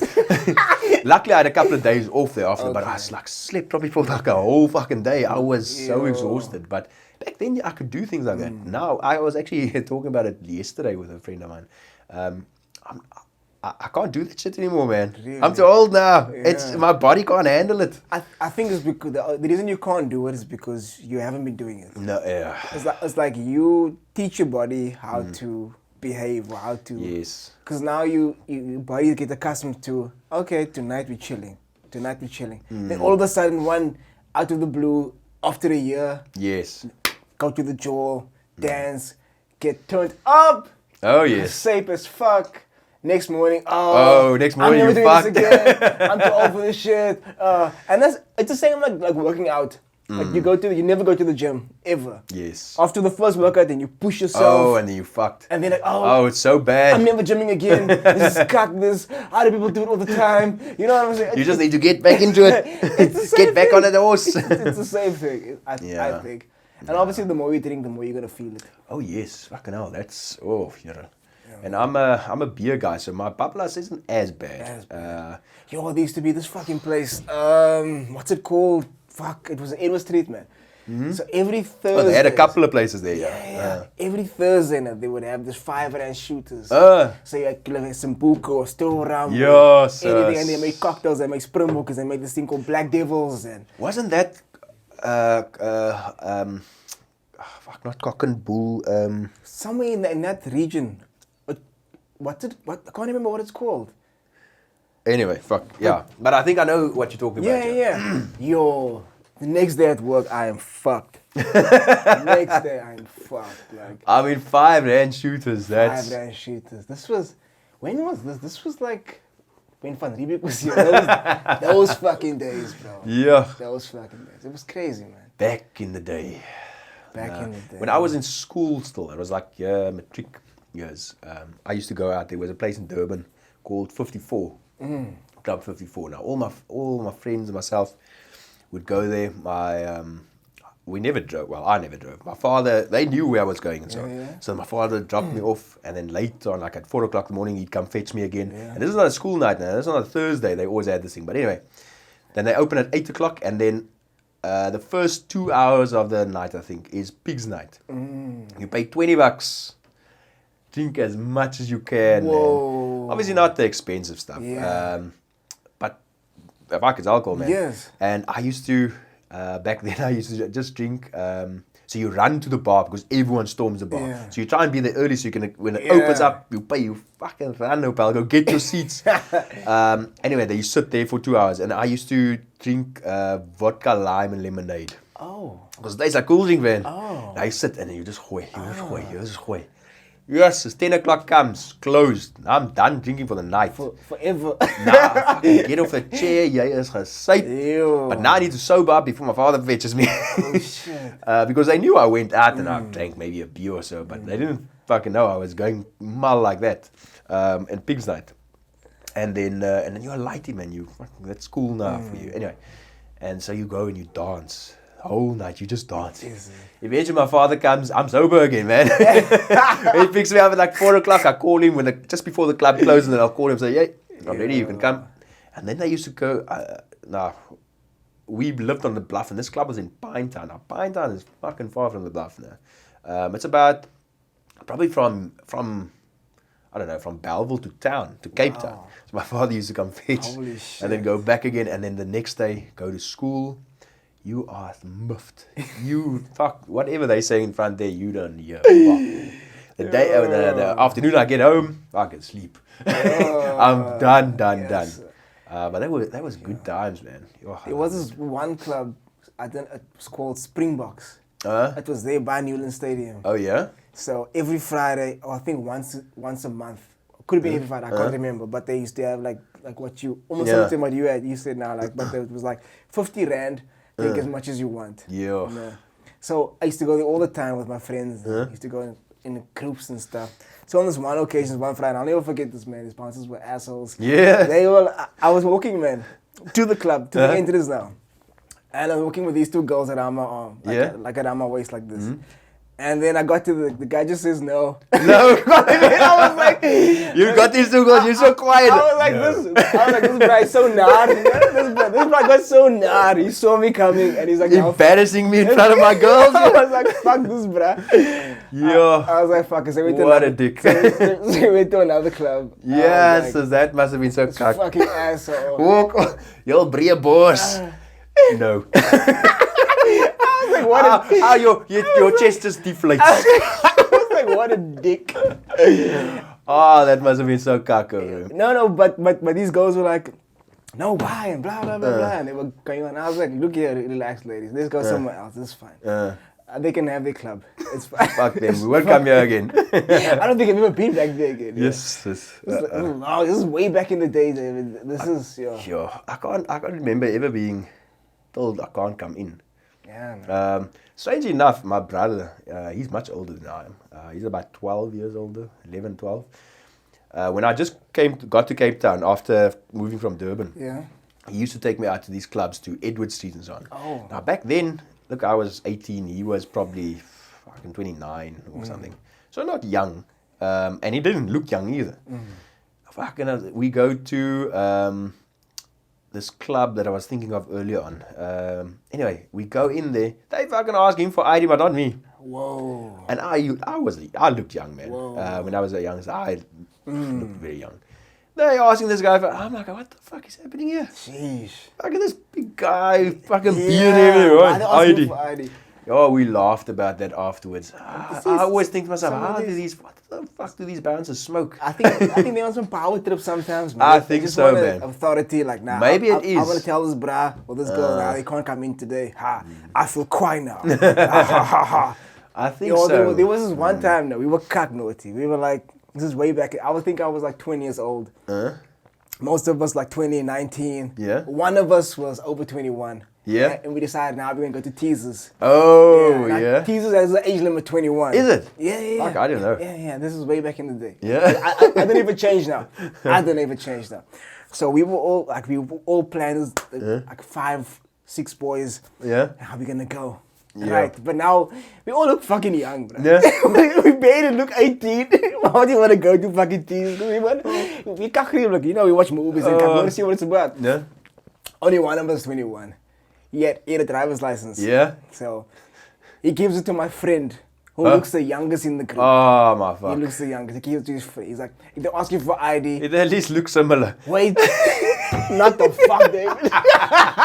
Not the fuck, David. It's like me and you giving me your IDs. It's like that kind of a thing. Yes, it's day and night, though, bro. Now we come to the entrance now. Anyway, my friend's got this ID now, my bra. Come to the entrance. This bouncer there. Yeah? With the German Shepherd. Oh, fuck. Like, man, bro, if it's gonna detect any bullshit, that dog is gonna chase us. I don't feel like I need to nice guys. I'll wait in the car. Let's see if you can get it. We all cock now. We're standing there now. He says, ID guys. My friend who has this fake ID. Priya boss. No. I was like, gives it. Guy's like, I can't see him. I can stand in the light. Oh, shit. Fuck, stand in the fucking light. Comes there. Come inside, gentlemen. Ah. No cuck. Really? No cuck.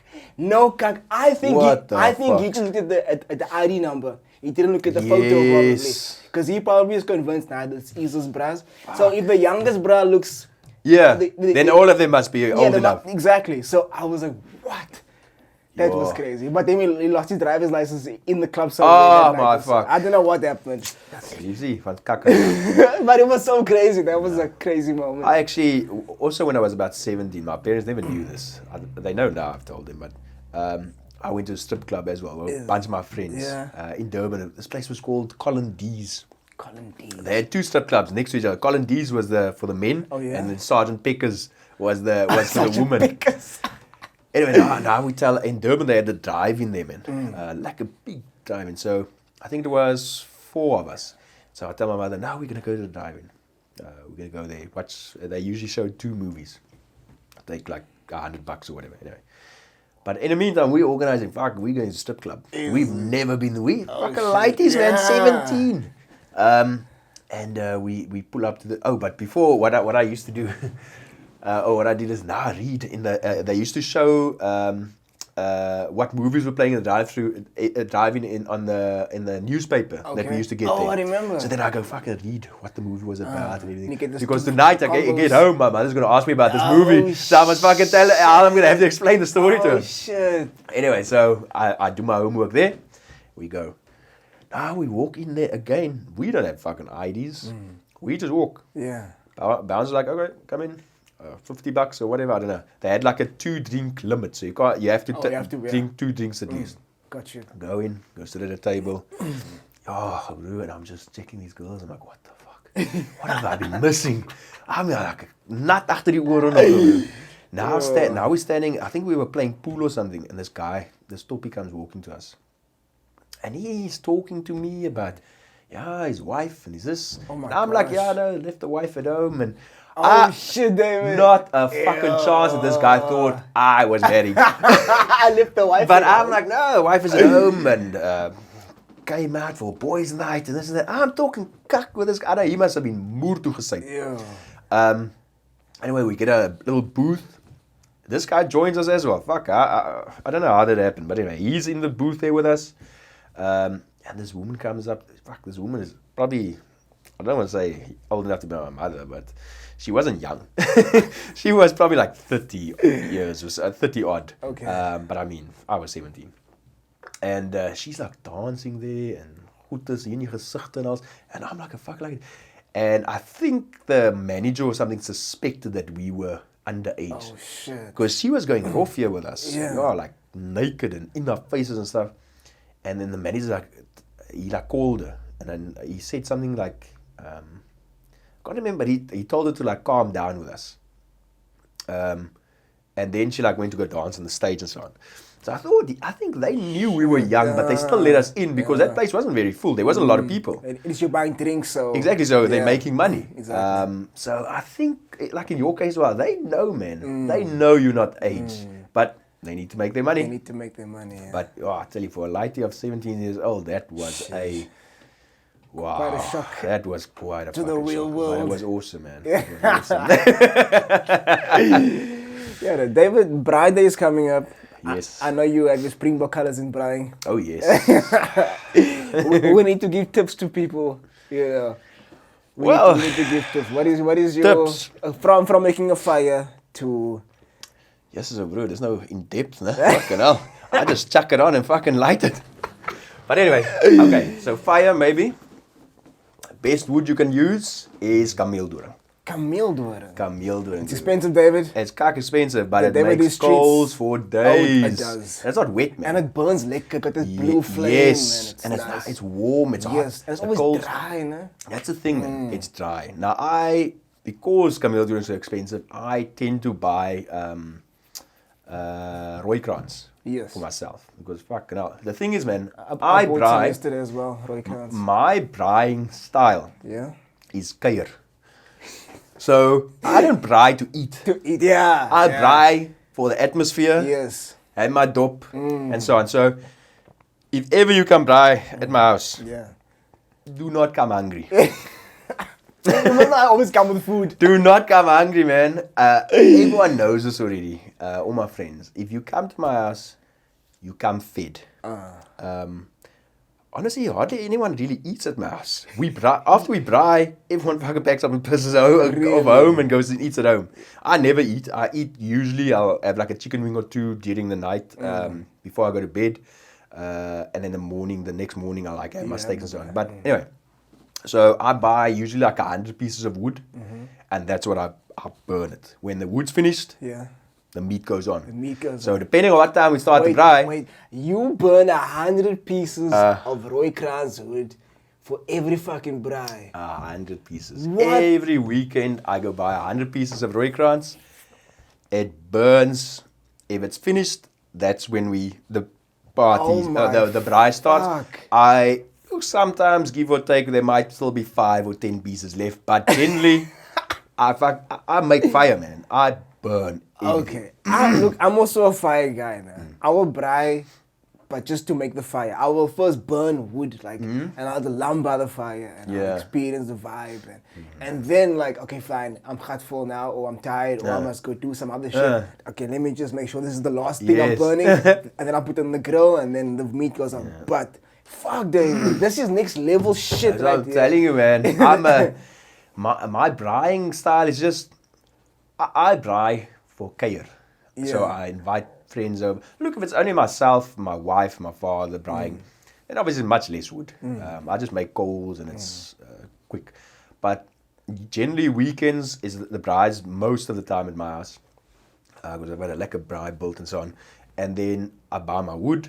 Everyone comes with a dop and whatever, and we kuier, man. Kuier, yeah.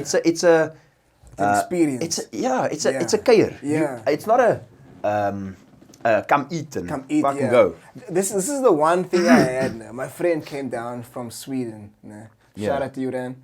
He came with his wife, or his girlfriend. Just call her wife because they've been together forever. They live Yes. together, they have kids together. Almost like in your situation before you got married. But they came down. She brought all of her friends from Sweden, and Yeah. one guy from America came, and some from Australia. Okay. And they all met in Cape Town to celebrate her birthday. Yeah. So there was like maybe 15 of them. Okay. So they wanted me to braai for them. Yeah. Right. As a moeilijk mensen. No, wait, I don't fucking mind. I don't fucking mind. Mind you, most of them were, or I don't know, but they lost a lot of them are vegetarian or vegan or whatever, because it's big on that side. This is way back in the day. This was before it was so popular now, this vegan thing or vegetarian thing. But anyway, so I make braai, like you said, you first make fire. Yeah. And then, maybe we where did we go? We came from somewhere. We had a long day of going out and shit. Nah. And then I was like, okay, I'm gonna make the fire now. So we can braai. I didn't even start the fire yet. Oh, shit. And they already putting out the knives and stuff on the table. I was like, oh fuss. What's happening here? This is not how we roll. And then and I was like making this fire and we chilling. The guys are by the fire. Yeah. The women are inside. Probably expecting the food now. Yeah. They don't understand the braai culture. Because for them, you must see their braais, man. Like, let me show you what it fucking looks like. Like our braai, when I was in Sweden, I also braai with them. They don't braai meat also, man. Oh? They braai Patties and stuff. Hot dogs. Oh, sorry, barbecue. Oh, yeah. No, like frankfurters or Viennakies. And you must see the portable braai thing is it's not like we have here. No. It's no, this is not. See, this is just giving barbecues. Yes. But like we went on this island, and then we had like a braai, and he showed me this, and then they had this portable kind of braai thing. Yeah. It's so like this is the ground. It's that high. Oh fuck. Almost like a kind of a bucket thing. Yeah. You put the ground top and you burn like these coals and stuff, and you just put these. That's not even wood. It's just briquettes, charcoal. Exactly. So they just use charcoal basically, and it's a quick thing. But it's not like the culture we have of braaiing, making a fire. So they braai to eat. Yeah. So I did that. I did the whole fire thing, and by the fire and being so catering and the guy from Australia, he was cool. He kind of got it. Yeah, because they've got a lot of South Africans there, man. That's the thing. So he was cool. Like everyone was like, and then afterwards on a bride, and he was enjoying the meat. He was like, oh man, this is so good and blah blah. I just went to go sleep already because they were like, what the fuck is this? Going to go sleep hungry. This is what the fuck. And then a few of them like we had this debate like is all of that like necessary? You know, I was like, wait. Of course it's necessary. What do you mean? Like, I was like, wait, what? Like, I think you need to burst off back to your country. Because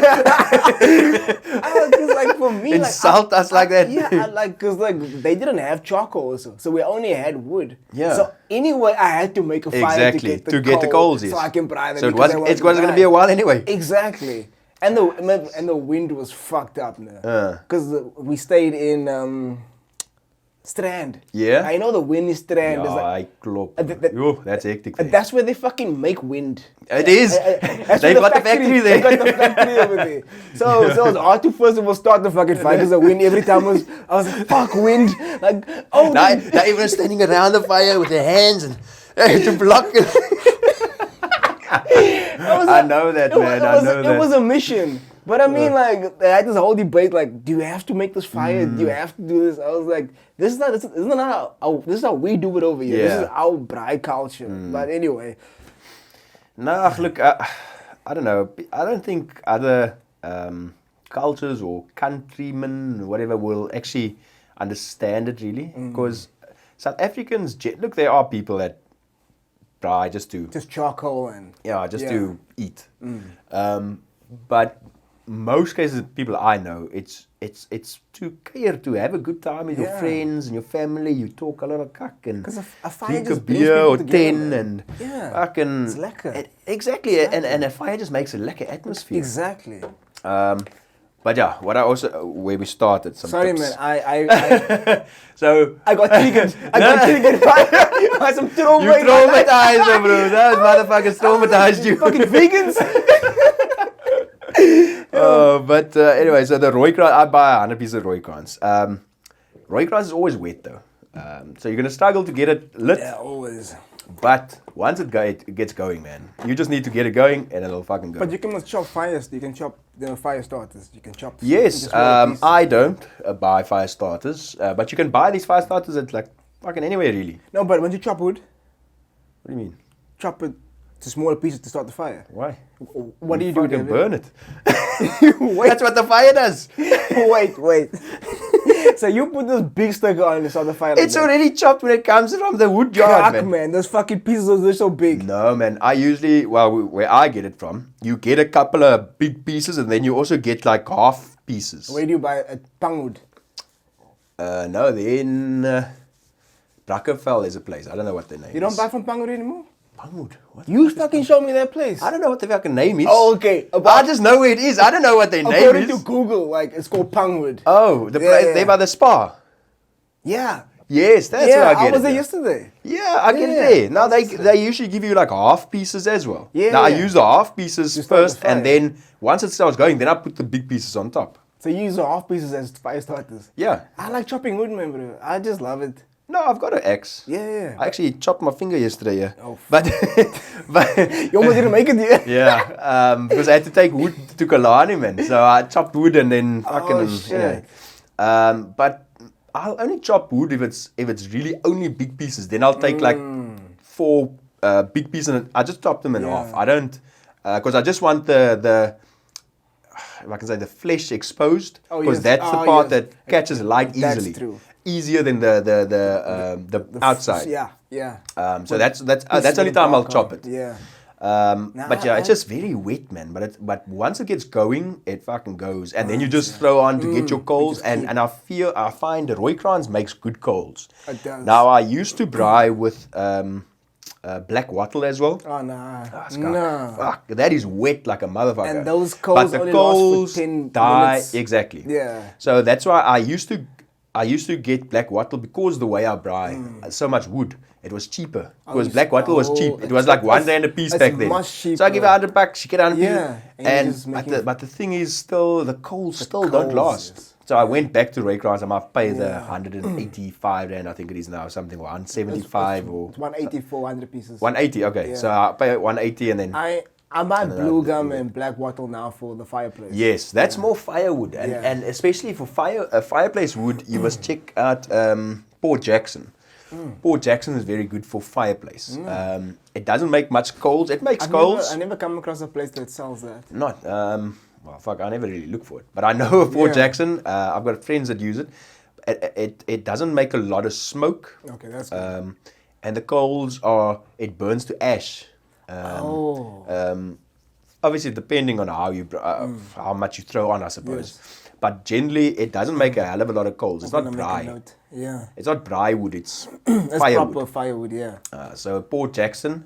But for braaiing, only real thing I would recommend is the Rooikraans and the kameeldoring. Kameeldoring, if you want a proper fire. Yeah. But that's a kaya roti. That's too expensive. Yeah, Fuck. no, you can't. That's strictly That's like braai. 85 rand or 100 and odd rand Yeah. a bag, depending on what you buy and where you buy. Yes. That's strictly business. Oh yes, and then when you make your steak, fucking hot coals. Oh, man. yes. Those coals must Do be you- burning hot. Do you find that the wood you use affects the taste of the meat as well? Not really. Not really. I've never noticed it. No. I just. I'll maybe next weekend I'll check it out. But no, I've never noticed. Is it okay? And you? I've noticed that. Really? I've noticed that.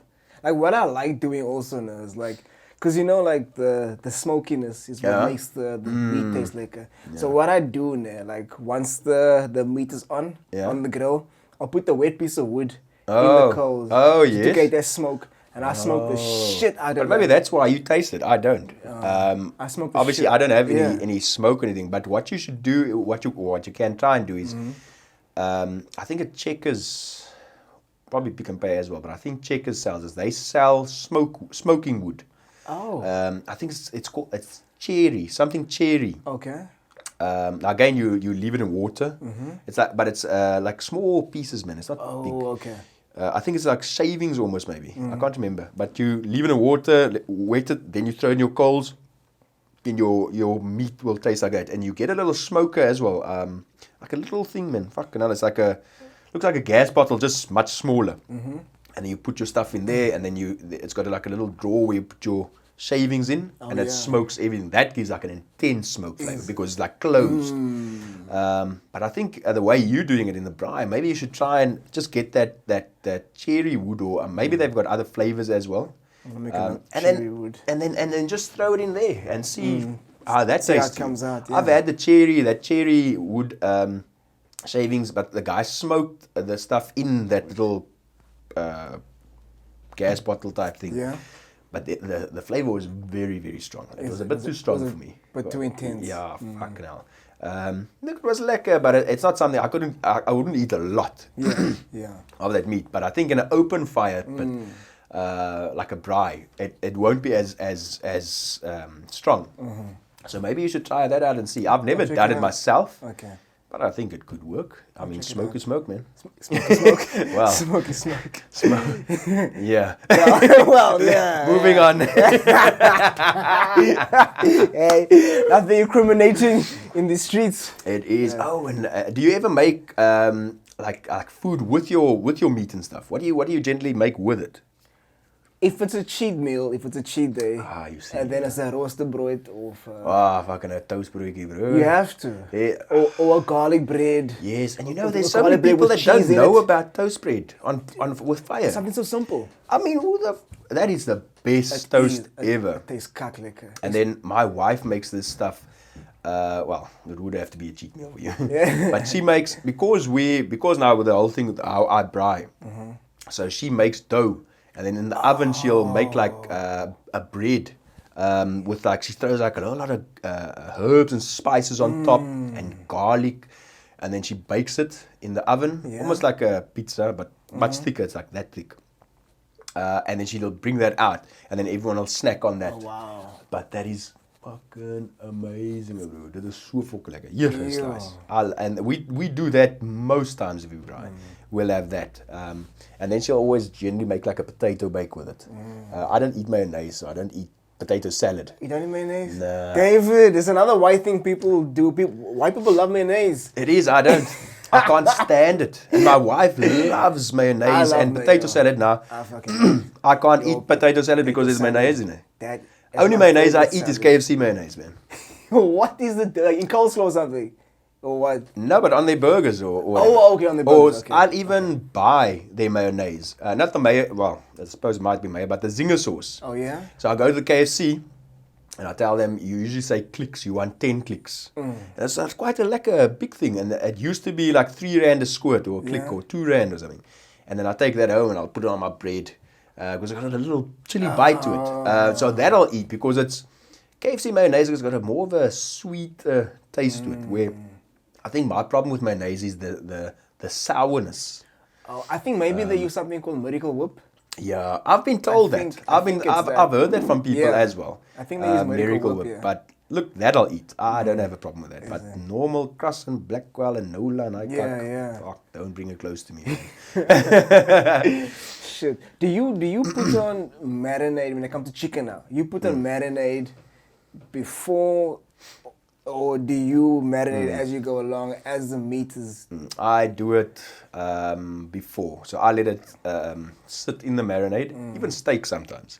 I like marinade. A lot of people don't like it, but I take a Jimmy sauce. Blasphemy! You see? Someone Jimmy's on steak. Jimmy's over. What? Fuck, I love Jimmy's. Jimmy's or lappies. Okay, chops I can understand, but steak is the holy Even piece of... steak Oh, over. come I on. take it. I let it lie in there. Not always, but a lot of times I do Yeah. enjoy it. I like that sweetness, man. And then I put it on the fire and it like caramelizes. Now a lot of people say, yeah, it's burning it. Cuck, man. It's not burning. You will taste if it's burned. Yes. It's like caramelized. Obviously, you can burn it. Yeah. But then I put it. But again, the thing is, if you have the sauce though, your coals, because I like braaiing over high heat my steak, Yes, so the you have coals will caramelize that thing very quickly, and then you are in danger of maybe burning it. Yes. So then I'll move my grid a bit higher. Yes. I'll start it off at the bottom, and then I'll pick it up and put it a bit higher. Okay. And then I generally make it about medium to rare.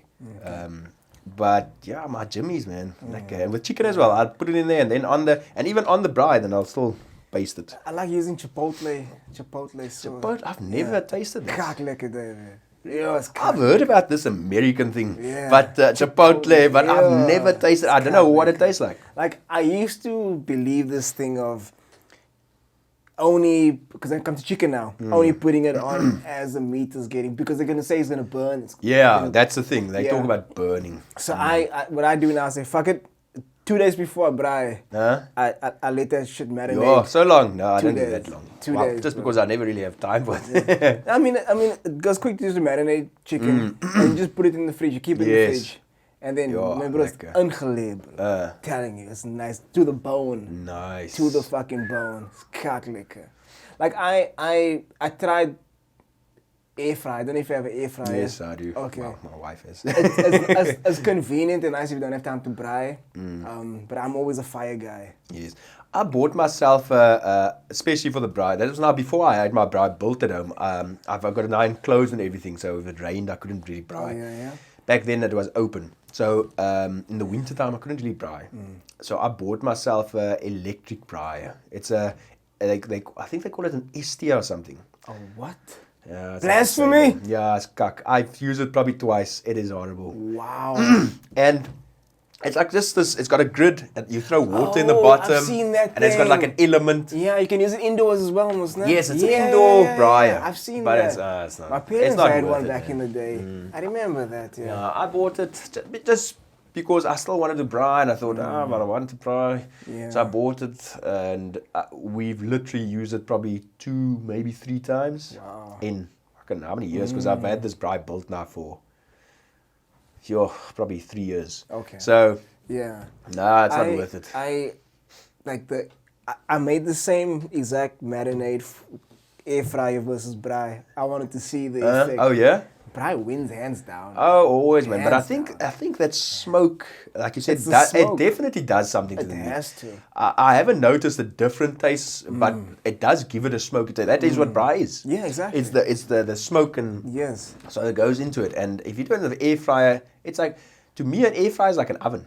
It is an oven. It's a mini oven. Exactly, it's the same thing. They talk Yeah. about air fryer. It doesn't fry. It's a fucking oven. It's an oven. If I put my shit in the oven, it's going to do the same thing. It's just going to take longer because the oven size is bigger. Exactly. And this is not small, so it goes quick. Exactly. It's not a fry, it's an oven. It's an oven. You should call it an easy bake oven. Easy bake oven. But it's so true. But look, air fryer is like the chicken goes nice in there. My chicken wife is- makes yeah. chicken in there a lot. Put a spatchcock in there, it's Yes, nice. fuck, that's very, very nice. And it does go much And quicker. the cool thing I like about it's got a timer, so it will go off. It Yes. doesn't fucking burn or anything. Exactly, and it switches off by itself. Where the Exactly. oven, the timer will go off, but the oven still goes. It still goes, With yeah. this thing, once the timer shuts off, the fucking machine shuts off. So Yeah. there's no worry. You can go shower, you can go Yeah. fucking do whatever you want. You know it's going to take you 20 minutes. Exactly. No, air fryers are. I love that stuff, man. But if you heard, man, with everything, there's always something that comes out and say, no, it's not good for you. There's now why an is that- article why that is came that out not now. Fuck, man, my brother sent it to me, I think, like a month ago. That air fryers aren't good for you because something about some gases that's inside there that I can't. I must see if I can find this article, man, and send it to you. Okay. I'm like, fuck, people come with this cuck with everything. Okay. This is gonna be probably a biased. Yeah. Air fryers. But I mean, what gas is in there? I don't know if it's gas or maybe chemicals from the trays or something, but I was just thinking, fuck, people always look for this cuck now. It's always cuck. Yeah, isn't that? These cancer risk. Yeah, I think it was that. It was something to do with that, yes. I don't understand. Me either. It's the same like a fucking oven. It's a mini oven. Exactly. So what does the oven do different? I'm gonna say, ovens. Ovens. Unsafe. Electric oven, gas on. Okay, now they're talking about the gases risk. Carbon monoxide. Okay, that's cuck. I'm not looking for that. Nah. Whatever. I don't think you'll find an article for whatever. oven. But I mean, this is not stupid things, stupid. man. And then also talking about the gas. Now, because I've got a gas stove top, but the oven is electric. Yeah. And now it's like, yeah, gas is also dangerous for you. Yeah, man, fucking everything's dangerous. Even braai. They say Yeah. braai causes cancer as well. Fuck, man, you only live once. Fuck. Screw it. You can't.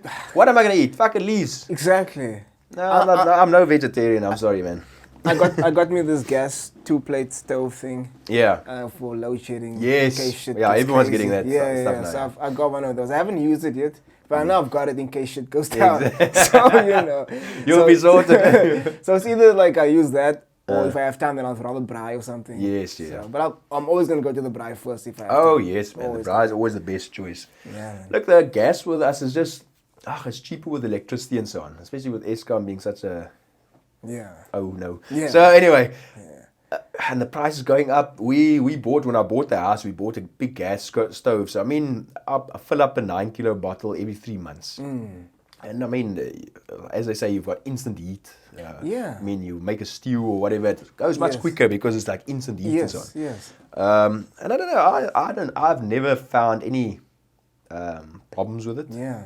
A lot of people are afraid of gas now. No, It's like I use that shit. Like if load shedding, I'll make a cup of tea. exactly. Or I'll warm my food on there. Or Exactly. But fuck man. Nah, What you gonna do now? exactly. If you don't have Now what the fuck? electricity? Eat Yeah. raw meat. David. And now, especially now I've got a little kettle, one of those stainless steel kettles. I put it on my gas stove, Oh, yeah? light it. Nice. Bro. I can have my coffee, my tea, or I need to whatever. invest in a stainless steel kettle. Yeah. I need to. Just get one of those whistle ones. Those ones that whistle. Ah, I think they're like old school. 150 or something. They're not Really? too expensive. Yeah, I think if you go to Game, they sell it there, or even on Take-A-Lot. Yeah. I think it was like 150, and then it starts whistling when it's ready. Yeah, because now what I fucking do, I got a small pot. And then I put the boiling water in a small pot. And then I used to do that as well. Yeah, now you must throw it over and it messes all over the place. I was like, fuck off, bro. That's a cock one. It is. Fucking hell. I didn't even think of getting a stainless steel kettle. Fuck, I'm gonna do that. Yeah, no, I've got a small one. It only really makes 2 cups of coffee. But I mean, fuck, it's just my wife and myself. Yeah. That drinks that. So cock put it on funny. stove and gaat ons, bro. Yeah. But still, the thing is the handle. It's a weird design. Because the handle is a part of the fucking It's kettle. cock hot. It's fucking hard. Instead of them making maybe like a wooden handle or something. Yes, yeah. So it's not as hot. Now it's fucking also steel. You brand your fuck. Yeah, Now I take durfele. no. They must think. What's wrong with Yeah. it? Now I have to take the dishcloth. Yeah. And fucking grab that thing, and that thing even starts getting hot. It's like, hey, look some. Yeah. Yeah. But yeah.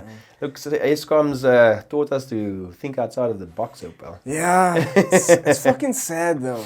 It's not even getting better. It isn't, man. It's actually getting worse. It is getting Look at worse. what's happening now, currently, today, and so on. It's Stage 6. when last have we... And they said this year is the year we've had the most load shedding ever, since the beginning of load shedding. What is their plan to actually fix this? To make it better. Because it doesn't I mean, feel like they're actually fixing anything. Think about it now. We've never had stage 5 and 6 up until they had the strike now. Oh, yeah. Now that we had the strike, now it's like, okay, they're used to this now, so Yes. let's push it to 5 and 6. You know what I'm saying? It's fucked up. No, it is fucked, man. Stage 4 was like the maximum. Yes, we Up until the never... strike. Exactly, it never used Never. to get this bad. Never. And look, I've been going on about this independent power producers for how long, but it's like the government just doesn't want to sign off Doesn't on these want things. to. What is wrong? Do they have money Why do you- invested in Eskom and then are afraid they're going to lose it? I'm sure there's some people that's benefiting from Oh, Eskom. definitely. Because That's the only why has reason it taken why. them so many years? I think, Yeah. when did load shedding start? In like 2008? Even- Was it before that? I can't even before remember. that. Fucking see if I can find that. And you still haven't gotten a plan to fix this. Exactly. We're still sitting with the same shit You infrastructure. keep bailing these fuckers out. Yeah. You keep increasing the price of electricity. Exactly, privatize the whole thing. When is load shedding ending? Are you just? Ah, yeah. I would love to know what the fucking answer is there. Never, bitch. or just like an emoji, like laughing emoji. It's like, look at this bra. Look at this bra. I was in Fuck Kag hell. here. Stupid Started questions. South Africa. Let's just see. 2007. 2007, okay. Well, it's been going for quite some time. I met this girl, like German girl. She told me she used to live in. She did studies in African history or something. I can't remember exactly what it was. And she chose to live in Sierra Leone. Yeah. So, I mean, imagine going from a first world country Exactly. What an adjustment. to all of a sudden Yo. third world, and it was so Grond. exactly. Wasn't even any roads, no electricity. Just. Nothing, like no toilets, nothing. She lived over there, and she said like, sometimes we get electricity. Sometimes. And you won't know when it's gonna go on, and you don't know when it's gonna go off. So when you do have, you charge your phone or your laptop or whatever, you make Do food everything you or- need to do, Yeah. But yeah, so she's like, y'all complaining about load shedding, but I'm You like, see. but still, Exactly. like we're not supposed to be having this. We are supposed to be a more advanced country. Yes, we supply other countries with electricity. That's what I wanted to get to now as well. We supply electricity to other countries, but we Yeah. can't keep our own power. We can't. How are we fucking supplying power? Cut the electricity off. Exactly. You look after your own people first. That's it. And I was actually watching a video on TikTok. Yeah. Well, my wife actually. I was just listening. Dave, are you on the tiki-taki? No, I was just listening. My wife's on that fucking thing. Anyway, she doesn't make videos, but I mean, she watches. And I listened to this guy also saying, yeah, we're giving power to whoever, and their power's on. Yeah. But and, we've got load shedding. and they're not paying as much as we are. Exactly. That's fucked Why up. the fuck? You look after your own people. That's fucked up. Why are we not getting the benefit out of it? Why are we paying so much? Why aren't you charging those people a hell of a lot? Exactly.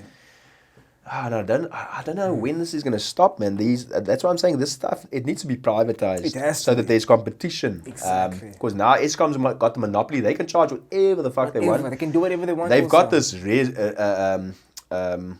regulator, Yeah. but they don't mean anything. The last time they declined Eskom's offer, Eskom took them to court and they got their increase. So Yeah. what's the point of What's the having point? this regulator? What's the there? point? What's the point of having this regulator? That's why it needs to be privatized. But it feels to me like the government's kicking against it because they're going to lose a lot of money. Yeah. Because they're getting a mood of a lot of money from Eskom, even though Eskom's how many billions in debt.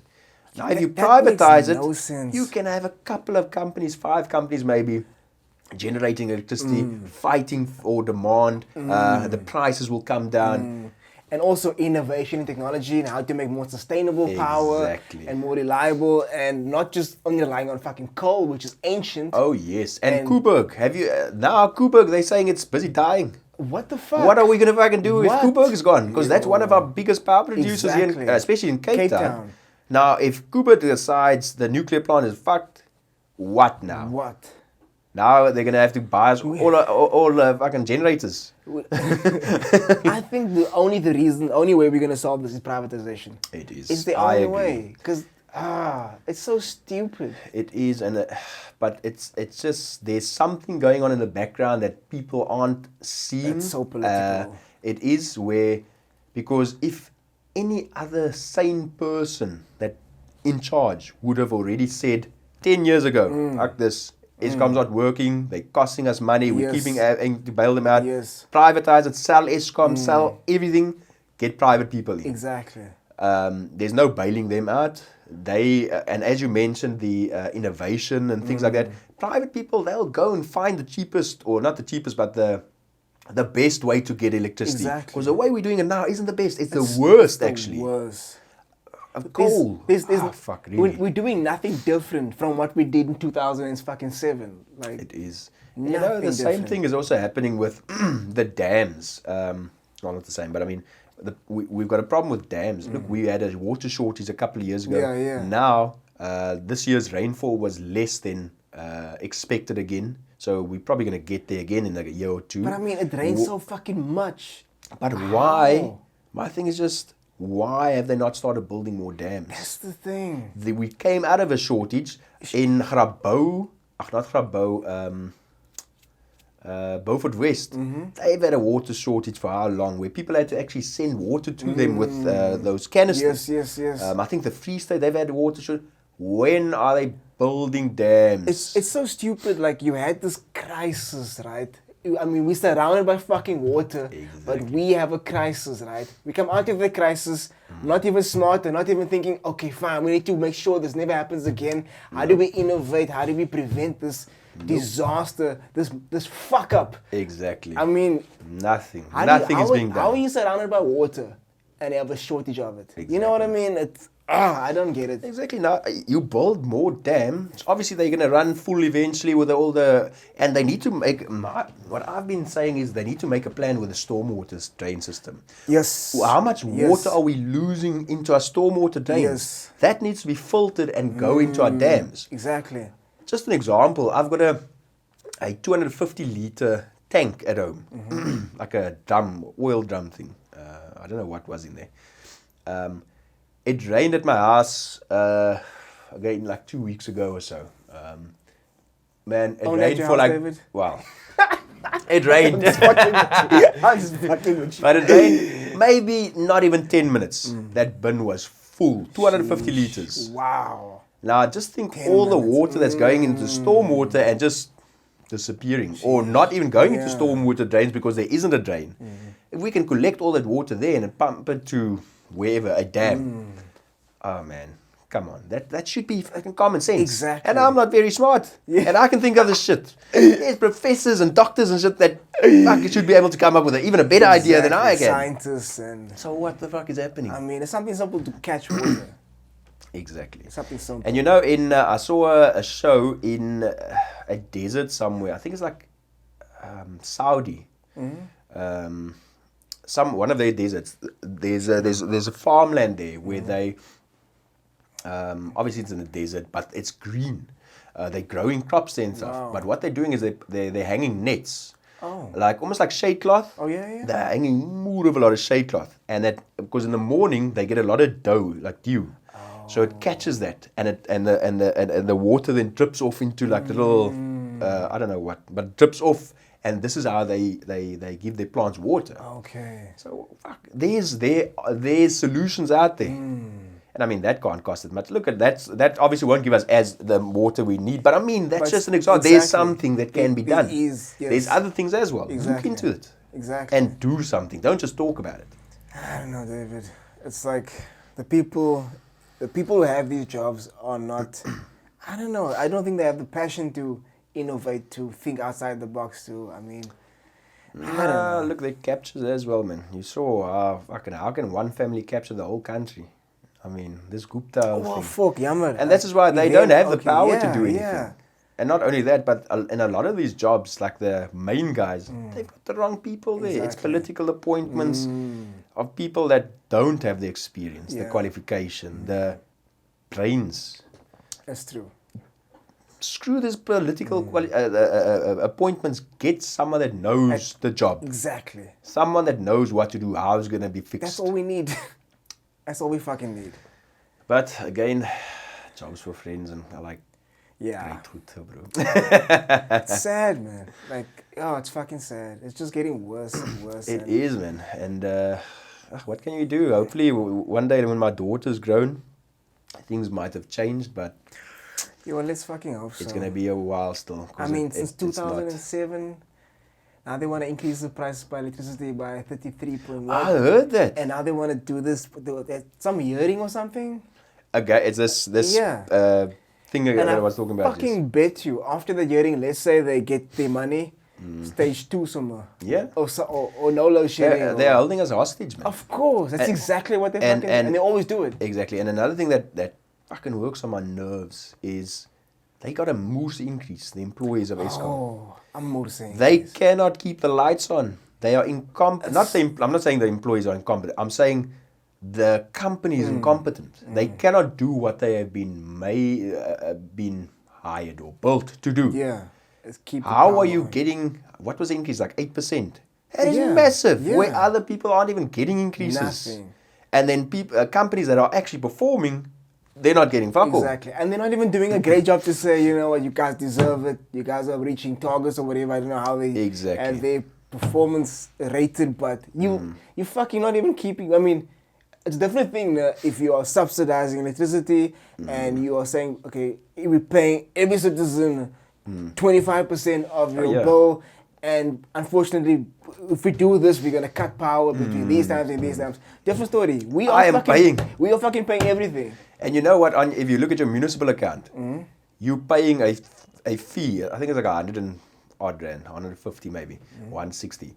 But it's a fee for the availability of your electricity. Yeah. What the fuck am I paying for? Why? Like, why it isn't available. Exactly. I should be getting money back on that for the days that I don't have. Exactly. The inconvenience and the... Precisely. And it fucks with my mind. I don't understand what is happening and why people, like the people in charge, aren't seeing these things and fixing it. That's pathetic. And you want to give increases. Now Eskom went on strike The essential service are not allowed to strike. They went on strike.